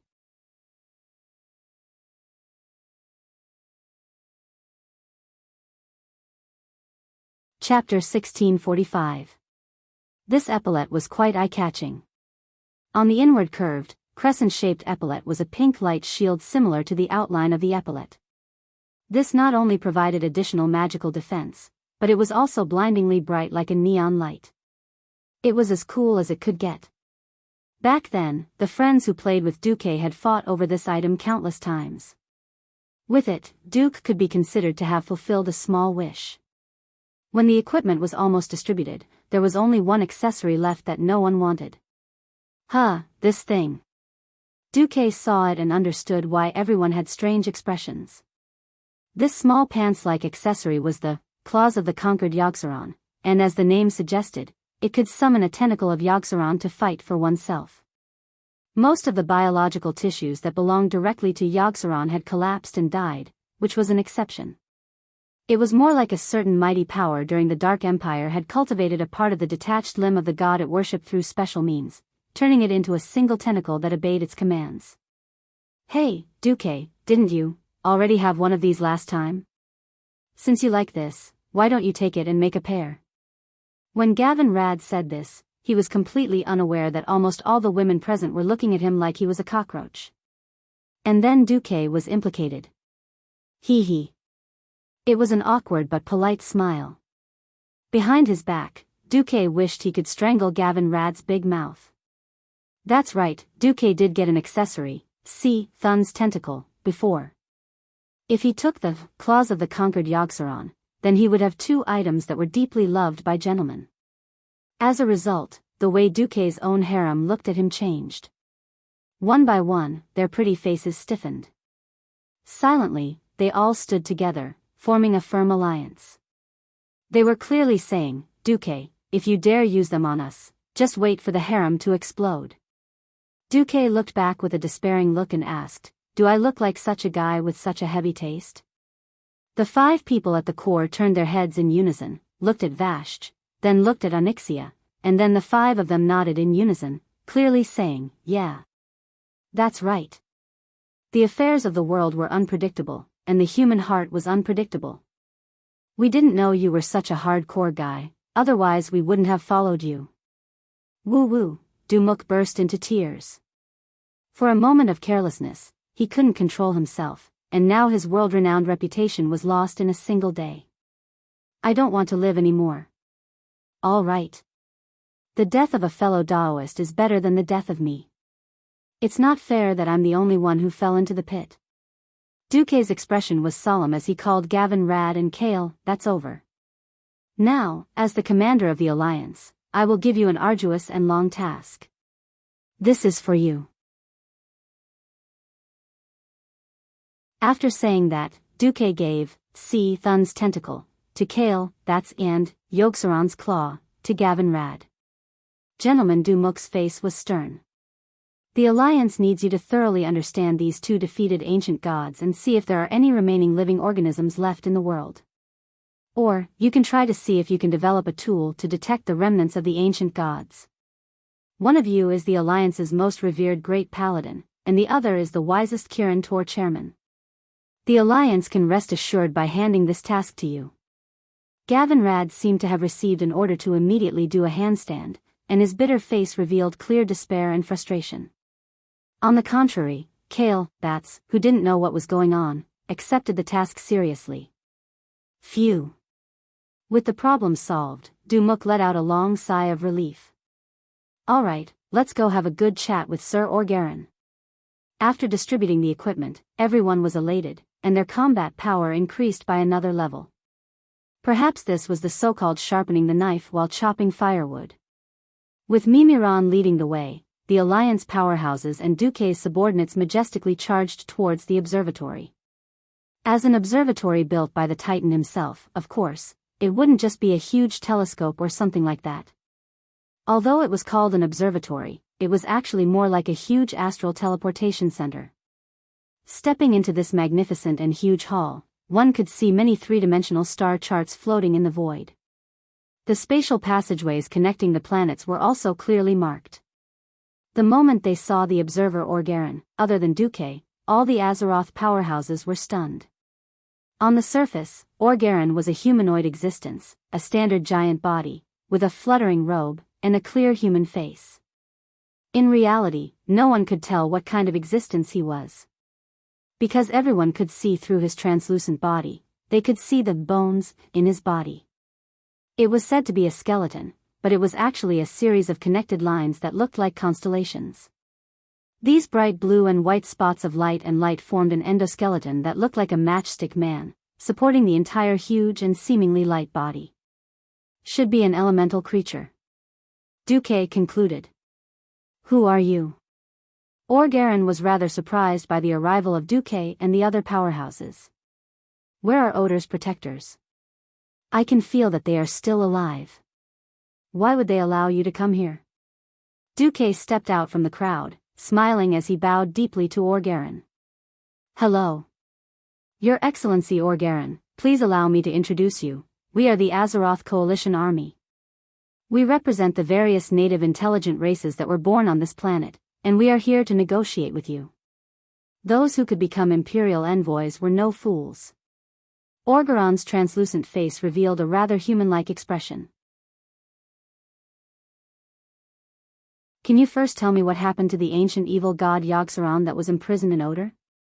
I can feel its presence, but it is the presence of death. I'm sorry to inform you that it has corrupted the mind of the King of Wisdom, Loken, and controlled him. Then, it used Loken's hand to destroy Odor's cage, and was freed for a time. However, with the efforts of Odor's protectors and us, Yogg-Saron's core has been destroyed by us. Oh. That's good news. But what are you doing? Why are you here? Don't think I didn't notice your little trick. Orgarin suddenly became stern. Duque smiled, he did not plan to hide it from the other party. Such a large commotion like the sealing of space could not be hidden from anyone. We just hope that we will not be mysteriously purified. Humph. Orgarin snorted coldly. I have witnessed countless worlds being baptized by the Creator. The people there accepted their fate without even shedding a single tear. In the time it takes for your mortal heart to beat, countless planetary systems would disappear in a brilliant light. But until now, I have no feelings for them, no sympathy. I can't feel anything. Millions, billions of lives have returned to dust. Why should I agree to your request?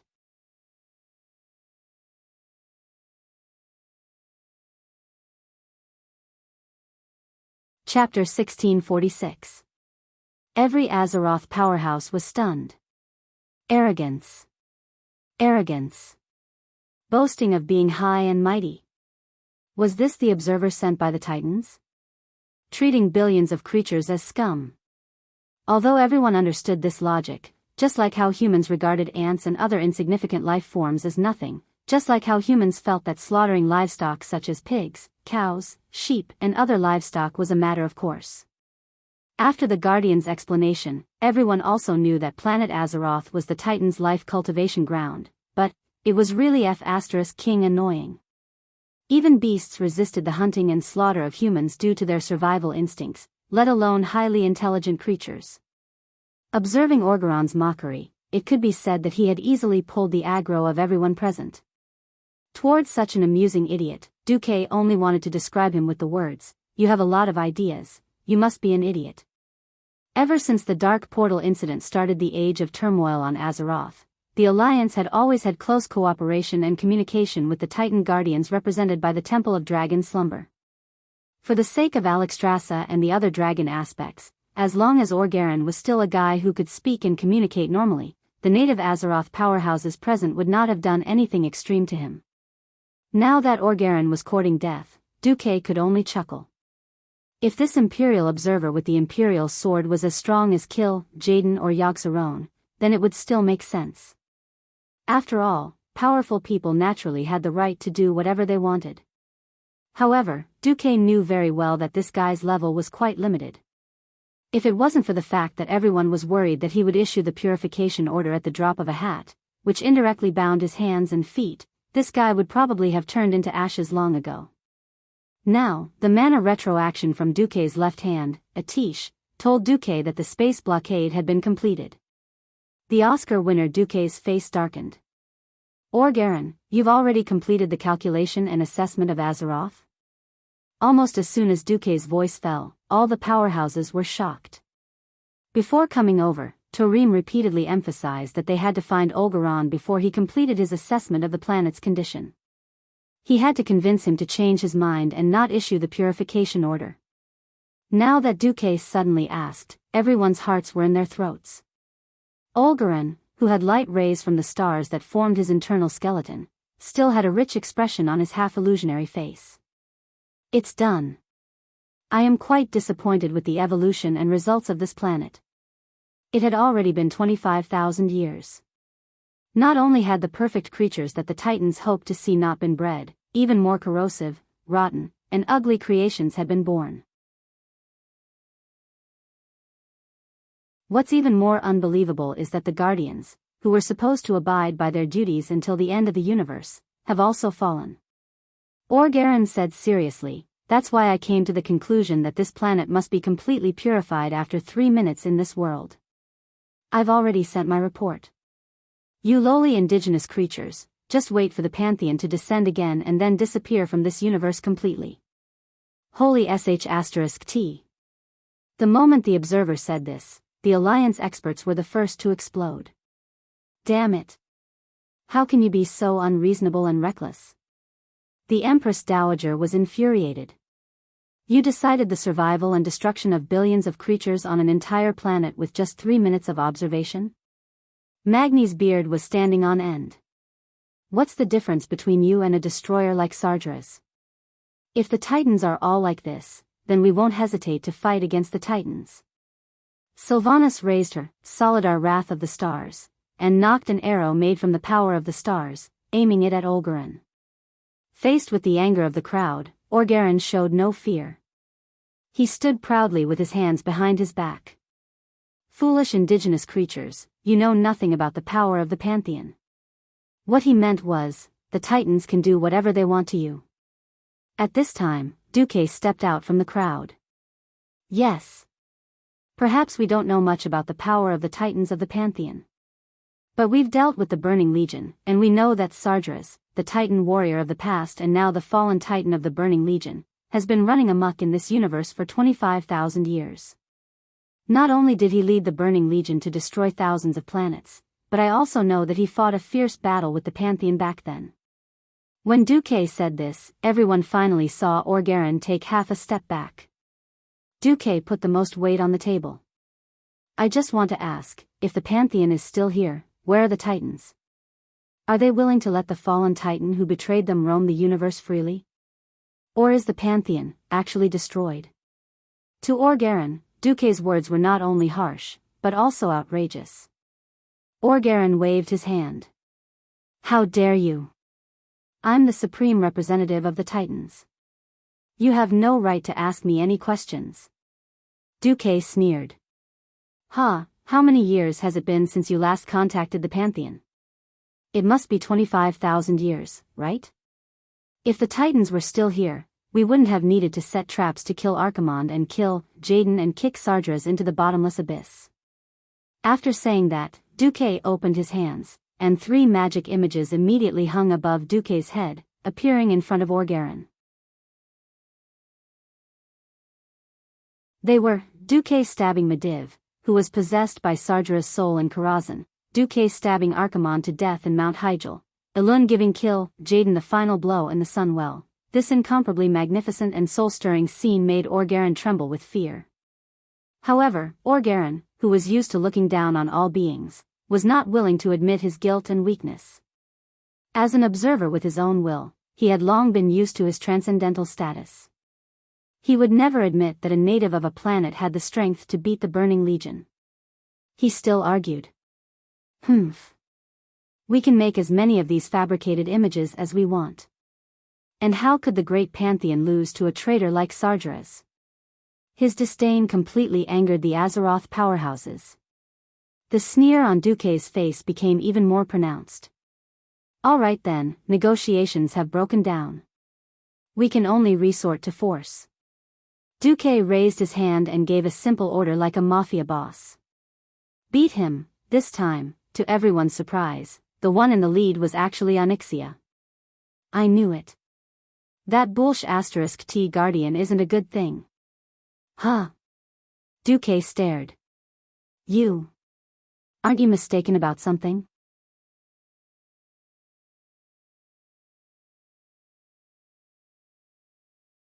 Chapter 1647. On the surface, what Onyxia said was a paradox. She was a guardian, but she scolded the guardians as bastards. Wasn't that putting herself in a difficult spot? Duke knew very well that rather than saying this female dragon was arrogant, it was more accurate to say that she was resentful. She had been a good villain before, but then she became a traitor. Then, the Pantheon Imperial Envoy, Orgaron, actually said, you're not a loyal servant, but all the loyal servants of Azeroth are traitors. They want to be purified, GG, and their whole family dead. How could Onyxia take it? Her resentment had reached its peak, and the only thing she could do was vent. Onyxia started to spit. She took a deep breath, a demigod dragon as a spitter. It was a spectacular scene. If it was in the past when she was fighting alone, she would not have used deep breath right off the bat no matter what. Dragon breath needed to store up energy, and if she used up all the fire elements stored in her body in one breath, even with her demigod strength, she would need to store up energy for a long time before she could use deep breath again. More importantly, the alliance was now strong. She had a group of demigods behind her. Humph. As expected, the Guardians have fallen. How could Olgaran not see that Onyxia was also a dragon aspect that had the status of a guardian, even if it seemed to him that this dragon aspect was a little unofficial? His semi-illusory left arm blasted out a fist of light with psychedelic colors. In the air, there seemed to be something extremely minute that was compressed and exploded in one breath. Its ferocious momentum shocked all the non-tank professions in the alliance. This punch was not simple. Duque narrowed his eyes and thought to himself, quantum strike. As a boss that leaned towards magic, Orgaron's physical attack was not weak. The attack just now was his signature move. On the surface, it seemed like a physical attack, but in reality, Orgaron had mobilized the smallest indivisible basic unit of energy in the air. This kind of power that was close to light energy was already in the category of quantum optics. This move could not be dodged or defended against such a subtle attack on the quantum level. She could only take it head-on. Woo! Onyxia took the hit head-on. Even though she had thick skin and flesh as a dragon aspect, it still hurt a little. At this moment, the Black Dragon Princess decisively followed her heart. In other words, she was terrified. Master, this fellow is powerful. After a shout, she decisively dodged her huge body, opening up a path for the follow-up attackers. Duque face-bombed. Damn it. You're so big, yet you're hiding in the corner. I'm also drunk. Duque didn't know whether to laugh or cry. Unfortunately, Duque couldn't pin too much hope on her. If she still retained her former ferocity, then she naturally wouldn't be able to subdue her. Since he was willing to be Duque's mount, he naturally wouldn't be a brave fellow. She couldn't have the best of both worlds. After all, she didn't belong to the Alliance. Since Onyxia had given up the attack zone, there would naturally be powerhouses to take over. The Kiraji twin emperors immediately filled in. They were quite active. If they had just subdued him, they would have more or less had other thoughts, but now, all those thoughts had faded away. Out of the few ancient gods, 2 had already been killed. What they used to rely on was just the Alliance or Duque's stepping stone. Looking at this momentum, there would be more and more powerhouses joining Duque's command in the future. There was no lack of demigod-level powerhouses among them. If they wanted to keep their position, just relying on qualifications was never enough. They could also see clearly that Duque cherished old friendships. As long as they worked hard, Duque wouldn't mistreat anyone. So they were also working hard. This time, the one who rushed at the front was the Demon Emperor Vec Lor. Seeing this, Duque just wanted to laugh. He understood the Twin Emperor's thoughts very well. It was nothing more than seeing that the opponents, Quantum Strike, should still belong to the domain of physical attacks. The Demon Emperor rushed up and used his immunity to physical attacks to take advantage. Duque didn't say it out loud. He wouldn't die anyway. As expected, those who wanted to steal a chicken would never be able to please them. Olgaran looked like he had transformed into a boxing champion. He immediately hit the Demon Emperor with a left uppercut. This was not a normal giant's punch, because the moment Olgaran punched, his entire left arm disappeared. When his left fist and left arm appeared out of thin air, he had already punched Vec Lor's face. Everyone could clearly see that half of the Demon Emperor's face had sunk in. If he was a slightly weaker creature, this punch might have taken his life. Phase punch. This was close to flash, allowing the fist to jump through space in an extremely short distance. It could be said to be the Twin Emperor's nemesis. Humph. At the same time, the Sword Emperor also grunted. Oh. Life link? Interesting life form. Olgaran let out a mocking laugh. After saying that, he hit another, quantum strike, on the Sword Emperor's blade that was blocking horizontally. In just a breath's time, the Twin Emperors were directly bounced away. Duque narrowed his eyes. Although he didn't mind his subordinates being beaten up a little, 3 demigods being beaten up like this was a bit of a blow to their morale. Duque raised 2 fingers on his right hand. In the next instant, a huge blazing pillar of fire shot up from the floor of the observatory into the sky. The area of this pillar of fire was enough to cover a basketball court. This time, Olgaran didn't have it easy. He rolled awkwardly on the ground and narrowly dodged this attack. You are who? This time, Olgaran's half-real, half-illusory face no longer had a relaxed expression. It was filled with shock and shame. Duque tilted his head. I'm just a native demigod that you look down on. Duque's words seemed to be mocking himself. In fact, this was even more hurtful. If you, Olgaran, had to dodge a mere native demigod's attack so awkwardly, then what are you? Despicable native. How dare you steal the power of the great Pantheon Titan? Olgaran's voice had changed. That's right. What Duque used just now was the power of the Titan rune that he learned from Maligos. Although the system elf hadn't completely deciphered it, it had already deciphered 30% of it. This was enough to raise the power of Duque's magic to another level. Steal? No, no, no. The previous generation of Azeroth's guardian dragon has fallen. In order to prevent the Titan rune from being lost, the master of the sleeping dragon temple of Azeroth, Alexstrasza, personally asked me to keep it safe for her. Duque chuckled, quietly dragging the red dragon queen down with him. At that time, it was a matter of urgency. If they really pursued it later, Alexstrasza would definitely be the scapegoat. Hee hee. However, that would depend on the Titan's ability to pursue it.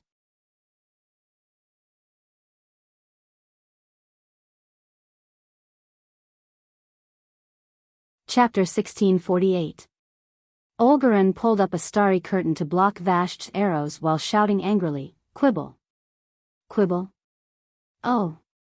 That's not like you. Lord Observer, weren't you very arrogant in the beginning? Continue to be arrogant." Duque mocked Olgaran as he attacked. Hundreds and thousands of Titan runes appeared in the void behind Duque. Those were not real Titan runes. They were Titan runes branded in Duque's mind. After infusing arcane energy, they appeared in the void through the system elf. One must know that every Titan rune represented an extremely complicated technique for the application of energy. As the saying went, an expert would be able to tell if it was real or not. Olgaran's expression turned ugly. He had never imagined that a native creature that was not a creation of the Titans would be able to play around with the Titan's power so smoothly. Akula's Bilao dash, this was a similar pronunciation.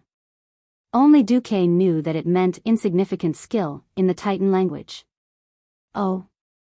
Insignificant skill? Then be careful. Don't be defeated by the insignificant skill of a native like me. Duque laughed coldly. Under the power of the weave, dazzling energy arcs flashed out of the void and poured down. Humph. Olgaran suddenly raised his hands, and a huge mysterious energy ball formed in his hands. The energy attack that was pouring down on him was instantly ineffective. The energy ball was like a whirlpool, causing all the energy near it to go out of control and become thinner and longer before being sucked into it. Damn it. It's black hole. Duque cursed. Black hole? Where is it black? Bulang Bronzebeard asked in shock. Duque suddenly came to a realization. The reason why a black hole was called a black hole was because it had the ability to swallow everything, even light. However, the reason why the human eye could see was because the eyeball absorbed light from the outside world, and through the nervous system, the photoelectric signal was fed back to the brain. This was the complete seeing. If even light could be absorbed, naturally, black holes could not be seen. In fact, Orgeron's black hole was not a real black hole. To be precise, it should be a small space tunnel with some of the functions of a black hole. However, no one could see it. I'll give you some illusions. Otherwise, you'll fall for it if you can't see it. As Duque yelled, he used corporeal illusion to add color to everyone's vision. That thing can be dodged? Magni asked. Under normal circumstances, yes. If the enemy has some kind of destructive move, hiding in there might be a way out. I can sense that the space inside is quite stable. At the very least, we won't die as soon as we enter, Duque said in the Alliance's secret communication channel. At this time, it wasn't just Duque's elemental emissaries, the Alliance's powerhouses also started to rush over. Lowly creatures. You want to hurt me? Olgaran was a little angry. He frowned. In the main hall of the observatory, the star chart that was originally just a projection suddenly moved. Those triangular white rays formed a ball-like cage, wrapping around a transparent ball that emitted white light. These things looked like glass balls with lights on. Foolish natives, play with my living constellations. As the observer's voice fell, the first batch of 12 living constellations that appeared started to rain, secret barrage, on the Alliance's powerhouses. Don't look down on us. Queen Syriana knocked her bow and shot lightning arrows at the living constellations. Since they could not hit Orgaran directly, it was a good choice to get rid of the small monsters on the field. Under her lead, Tyrant and the other archers, as well as Jaina and the mages, all fired at the living constellations. Orgaron's expression became even worse. Natives, you really don't want to give up. Duque tilted his head. No, we should be the ones saying that. Orgaran, please start your performance. Once your performance is over, you won't have a chance to go on stage anymore. Are you calling me a clown? Orgaron's expression became stern. He raised his arm high, and the already illusory space above the observatory was torn apart. In the void tens of thousands of kilometers away, a huge meteorite was suddenly compressed, and compressed again.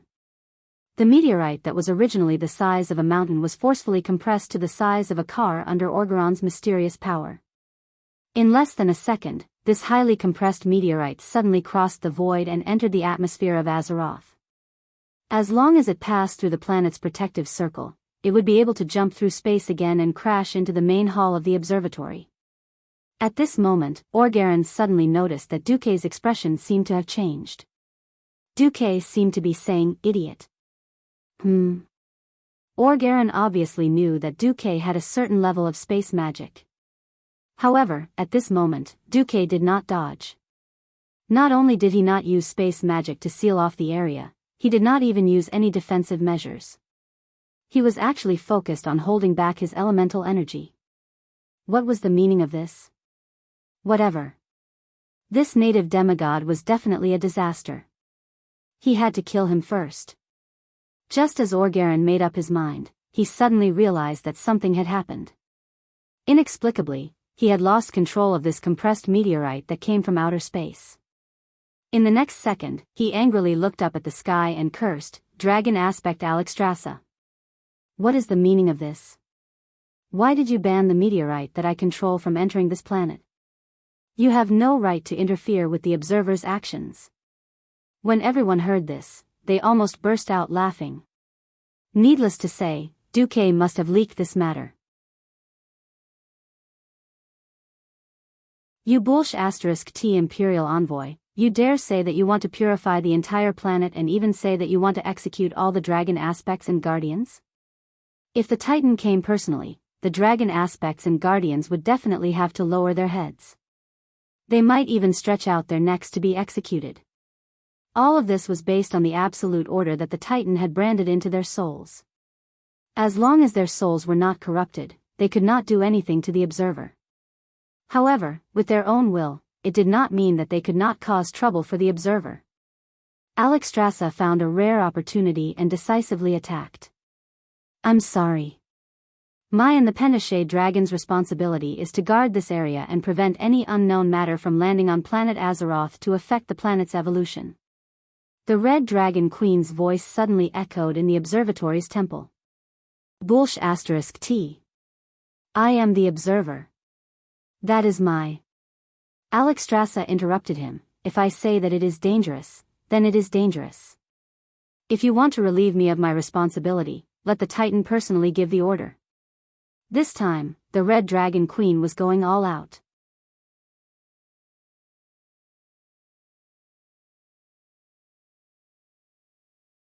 Chapter 1649. He had seen idiots before, but he had never seen such an idiot. Duque had seen many people who thought they were tigers, but he had never seen someone like Orgarin.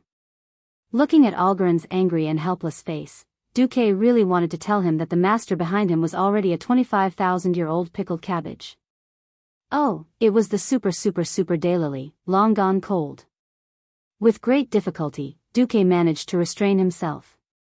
After all, at the time of Return of the Legion, mortals still needed the Titans in their soul form to level up. Now that he had offended the Titan, although he wouldn't be looking for trouble in the future, it was still a lose-lose situation. However, Duque did not mind teaching Olgaron a lesson. Without the cosmic bash, Orgarin was like a tiger that had its fangs pulled out. At least he was still a threat, but that was all he could do. The Red Dragon Queen's actions represented the attitude of the Sleeping Dragon Temple. This was definitely a big boost for the allied army. Of course, Duque would not let go of the opportunity to stab them in the back. Everything that happened here was broadcasted live by Duque to Torim, Alcaphon, and the others. Seeing the excitement on their faces, Duque knew he had achieved his goal. At this moment, he really wanted to give Algalon a certificate of merit, because this arrogant imperial envoy had almost forced all the strong players in Azeroth to work together, regardless of whether they were righteous or neutral. Oh. Magni, who was in his god's descent state, raised the enlarged Balrog's hammer and stomped hard on the ground. His huge body was like a flying gourd as he leaped over to attack. Olgarin frowned. Of course, he realized that this native mortal had the power of a demigod. Frowning slightly, he raised his arm and took Magni's hammer head-on. The terrifying fire element bloomed on his arm and collided with the Titan's energy that was wrapped around his arm without any room for maneuver. Just based on this attack alone, Magni was undoubtedly at a disadvantage. But now, they had the advantage in numbers. So what if they used up a lot of energy? When Orgarin paid the price of weakening his power and unleashed 5 consecutive phase punch in one go, activating the special effect, phase ram, of this set of skills, sending Magni directly into a small space rift nearby, which was a mini black hole, the Kiraji twin emperors rushed over again. Not only that, Duque used his left hand to gather the elements of the weave and poured a large amount of arcane energy into a Tish, giving Olgarin a knockoff version of Excalibur. To put it bluntly, it was just a highly concentrated arcane light cannon. However, for the sake of showing off, a certain someone yelled EX Curry Stick, which was the name of the move that no one could understand. Olgarin might be able to take on the attacks of other strong fighters. Olgarin did not dare to take on Duque's attack carelessly. He opened up a small black hole and performed a short-distance space jump that was similar to Flash. Humph. There was no end to it. Enough. It's really enough. All of you who are filthy and go against the will of the Supreme Pantheon Titan shall be purified here. Olgarin's illusory body emitted the brightest light since the start of the battle. His outer outline became more and more transparent, and the stars that made up his internal skeleton and the light that connected these stars became more and more dazzling. As the light grew brighter, his huge body slowly rose into the air. He's using an ultimate move. Theon shouted, almost subconsciously activating his holy shield. However, the next moment, the Empress Dowager realized that she could not hold on any longer. This kind of terrifying attack was definitely not something that the holy shield that he had condensed with his mere spiritual energy could block. In the face of a higher level of mysterious power, the Holy Knight's invincibility was nothing but a joke. On the surface, Duque was fighting with Olgaran for control of the surrounding space, and he was still accumulating mana to attack Olgaran. In fact, the drama queen Duque was already acting. Hide in his black hole. Almost every evil master had an ultimate move that could kill people instantly. If they could not dodge it, they would be dead. The well-trained Alliance masters quickly gave up on their targets and rushed into the black hole's devouring range. Under normal circumstances, being sucked in would definitely be fatal. When Duque rushed in with Atish in hand, everyone was shocked to find that the black hole, which looked like the stomach of some creature, had stabilized. Only a few small black balls of light swam in the space. Don't touch the dark matter. Actually, even without Duque's reminder, everyone would instinctively avoid these things. With Duque's reminder, everyone was just more careful. The experts of the Alliance entered. Vashti returned to her human form and entered. Even Onyxia in her human form rolled in.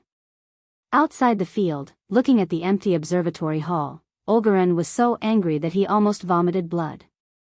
He had used the ultimate move, Big Explosion, to clear the field.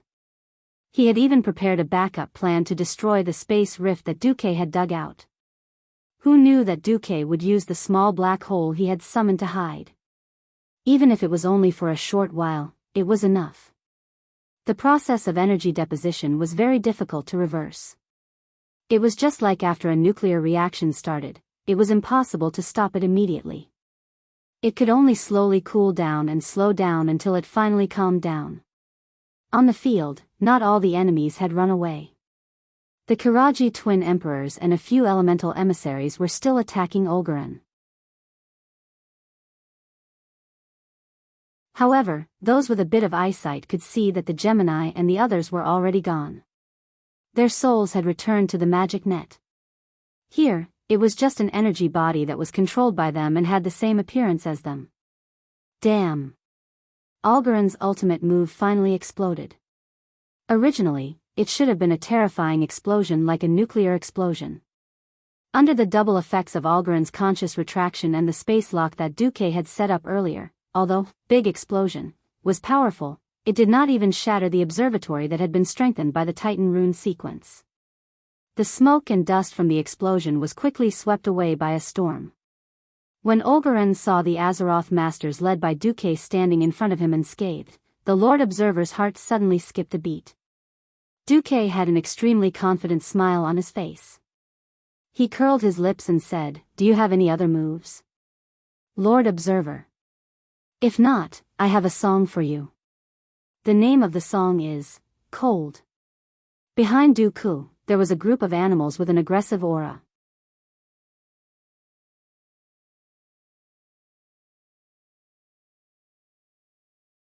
Chapter 1650. Without waiting for Orgaran to explode his small black hole and force the strong ones out, everyone had already rushed out and swarmed him. Onyxia once again took the lead with a dragon, but Vashti's lightning magic arrived first. When a lightning snake as thick as a one-way street directly struck Olgaran's body, the explosive lightning energy directly caused the observer to grimace in pain. Only at this moment did the Black Dragon Princess's attack connect perfectly and arrive straight at him. She did not take a deep breath like her signature move. Instead, she swung her tail in a large way that was close to drifting. The dragon's entire body came to a sudden stop 15 meters in front of Orgaran. Then, the huge tail that was as thick as the pillar of the temple drew a golden arc in the air and smashed into Orgaran's left neck. Ugh, even with his special constitution, Orgaran, whose body was half real and half intangible, was at a great disadvantage under the Black Dragon Princess tail attack that was filled with highly concentrated fire elements. His face was distorted due to the pain, and it perfectly portrayed the sorrowful cry that should have been loud in his heart. In the next moment, his entire body was smashed into the air. The high-purity fire elements that were released made him look like a huge torch that fell from the sky. The light from the fire illuminated the hall and reflected on the faces of all the strong ones in Azeroth. Without giving him a chance to catch his breath, Sword Emperor Vecnalas pressed forward and swung his Karaji Emperor sword in a counterattack that was almost like an uppercut. In the end, it left a deep wound on his chest. It looked like an illusory and useless wound, but the Nephilim Emperor Vecnalas, who was connected to the Sword Emperor, immediately pounced forward and shot a shadow arrow at the wound. This was a demigod attack. If it was calculated according to the levels in the game, this was at least a level 50 shadow arrow. It was not a terrifying damage that the players at the current stage could deal. The Nephilim Emperor immediately pushed away after using his full strength, and a translucent figure appeared in his empty spot. It was Duke's subordinate, the chief of the Weave, Khadgar. He existed as a pure spirit, and he had broken through with it. With no hope of reviving, Khadgar focused on training. With his authority in the Weave that was second only to Duke, Khadgar's current strength was above Jaina and Kale, that's. Without using any staff or weapons, Khadgar thrust his illusory arms directly into the gaping hole in Algarin's chest. Bright purplish-blue veins of the Weave extended out from the void, converging on Khadgar's hands like rivers flowing into the sea. Then, they crashed into Algarin's body like a tidal wave. Ah! Orgaron's huge and illusory body trembled as he screamed. Bastard native, do you think that you will be forgiven for your actions? Forgiven?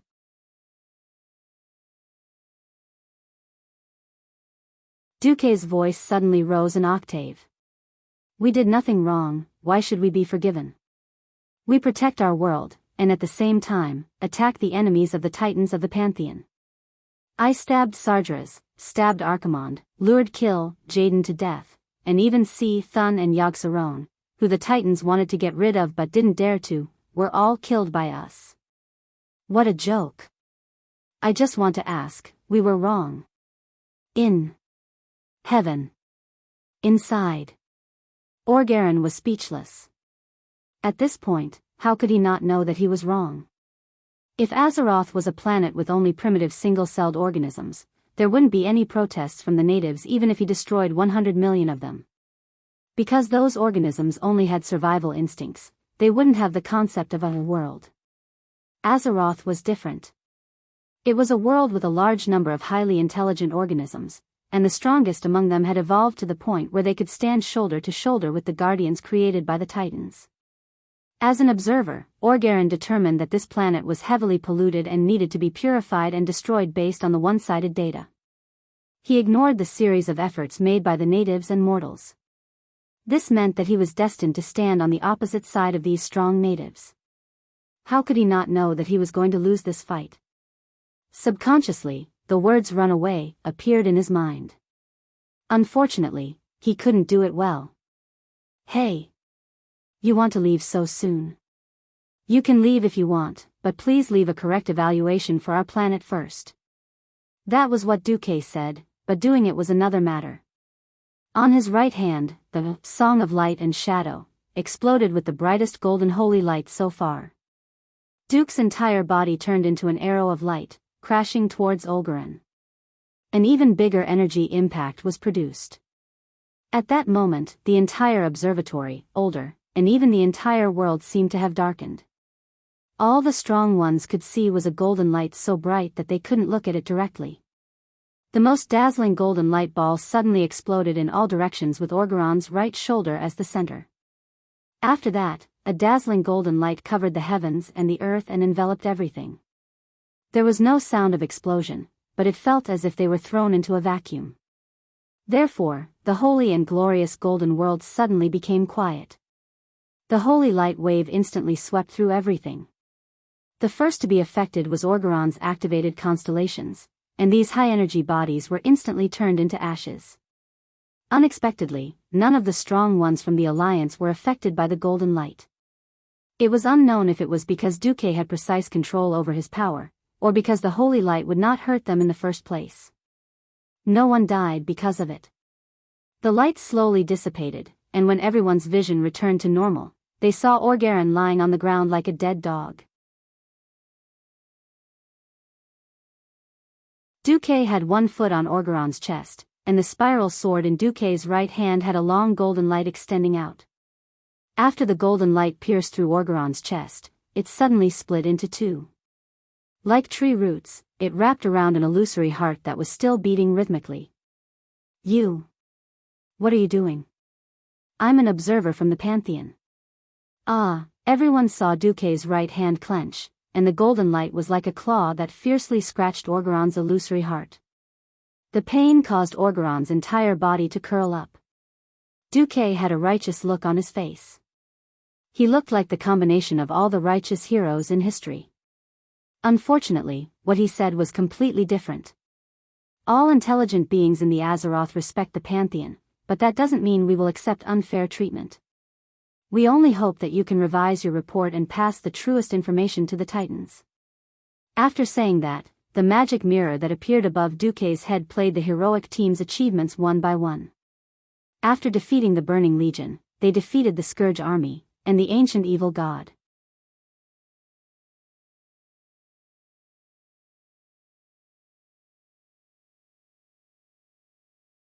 Chapter 1651.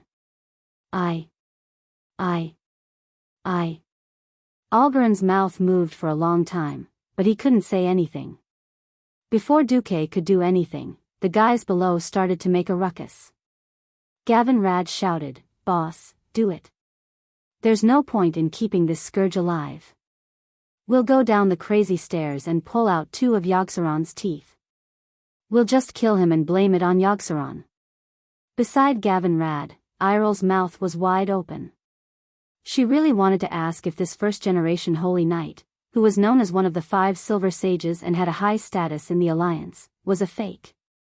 Or was his conscience eaten by a dog? Gavin Rad winked at her, and Hoof didn't know what to do. Gavin Rad wasn't stupid, and the others were good actors too. Wasn't it just acting? Who wouldn't? Magni shouted, "We, the beings of Azeroth, are fighting on the front lines against the Burning Legion. This guy claims to be an emissary of the Pantheon, but he wants to do what the Burning Legion has been trying to do for 10,000 years, destroy Azeroth. Could this guy actually be an accomplice of the fallen Titan Sargeras?" Algeron's body trembled when he heard this. His power came from the Pantheon. Without the Titans, he was just a stronger fighter.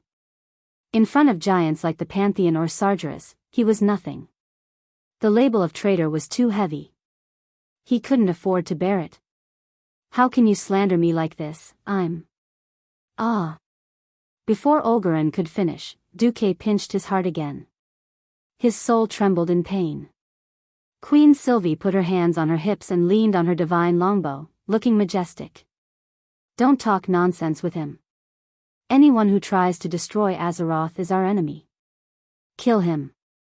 I still need a few divine weapons." As soon as she said this, Olgeron was shocked to find that the mortals were looking at him with burning eyes. It was desire. It was greed. It was the victors declaring their possession of the losers' belongings.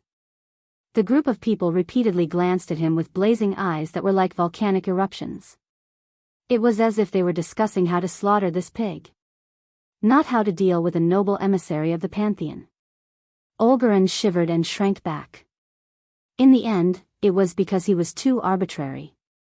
Since he really had the strength to defeat the Burning Legion's bosses and kill the ancient evil god, he would receive the corresponding respect even in the Pantheon. Coupled with the Dragon Aspect's complaint, even if he brought the case to the Pantheon Temple, he might still be at a disadvantage. Most importantly, he really hadn't seen the Titans for 25,000 years. This was what he felt the most guilty about. "All right. I'll rewrite my report, so please let me go first." Olgeron tried to remain calm. "Rewrite? There was no need to go through so much trouble. I'll give you a script, and you can just read it." With that, Duque actually took out a glittering script written in the Titan language. "What is this?" Olgeron was even more afraid now. This is the report line of Lord Olgeron, who was moved by the courage of mortals and their love for life. Duque spouted nonsense with a straight face.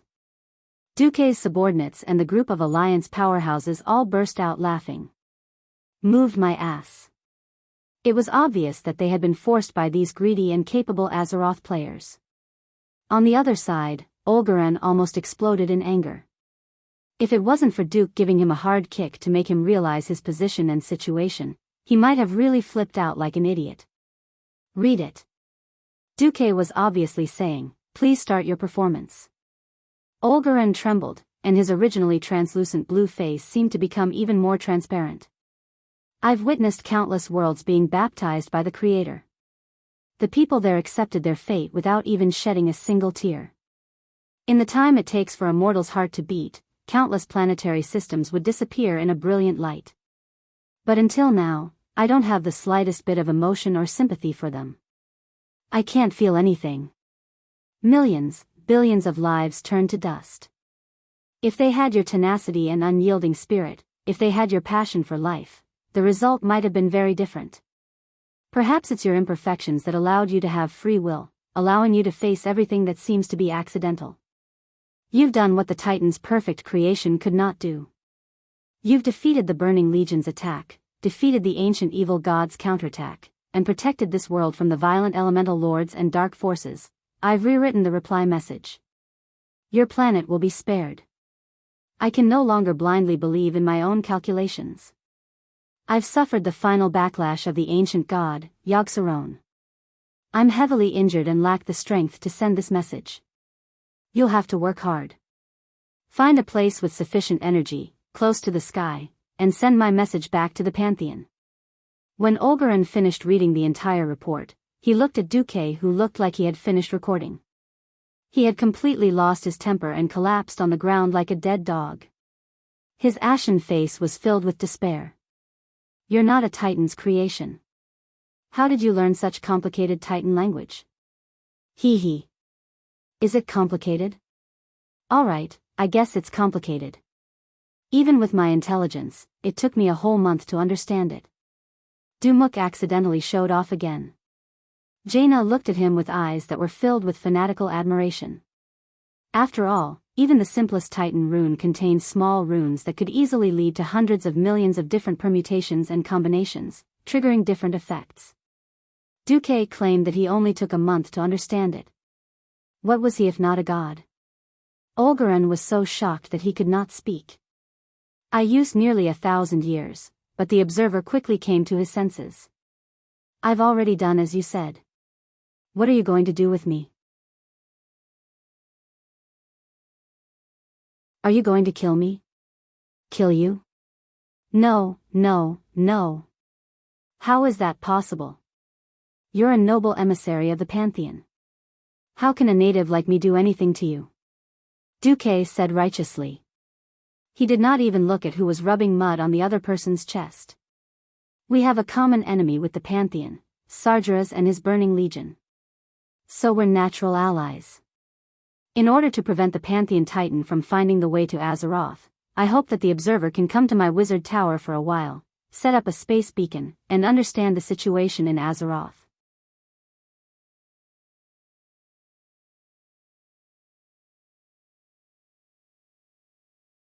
Chapter 1652. Olgaran rolled his eyes. He did not believe a single word that Duque said. So what if he objected? He was the meat on the chopping block. Duque could do whatever he wanted to him now. Moreover, he had offended all the dragon aspects and guardians of Azeroth. Even if he screamed his lungs out, no one would come to his rescue. Olgaran did not say anything. He accepted his fate. Down below, Imriel was stunned. She murmured, I suddenly understand why Duke Marcus is the leader of the Alliance, of course. Elucia and the other queens puffed out their chests proudly. Duque could be the leader because he could lead the Alliance to victory after victory, and because he could push the Alliance and even the world forward. At the same time, most importantly, Duque would always stand on the side of the Alliance, seeking the greatest benefits for the Alliance and moving towards the brightest future. This was the core reason why no one dared to challenge Duque's leadership ever since he took over the leadership of the Alliance from the dead Terinas. The outcome was set, and Olgaran could no longer act tough. Shrink. With a command from Duque, Olgaran shrunk to the size of a human.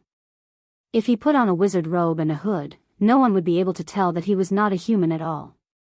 In the magical communication network, Tyrion, who had been silent for a long time, suddenly asked, "Is it appropriate?" It sounded like a random question, but everyone knew what Tyrion was asking. Tyrion had never been the head of a country. At best, he was a general in name. However, his special status meant that his words could not be ignored. Duque pondered for a moment, and finally said tactfully in the communication channel dedicated to the leader of the alliance. "Actually, when I returned to the ancient war, I had already found a large number of relics from the Pantheon when I sneaked into the Twisted Nether. I even found some footage of Sargeras attacking the Pantheon.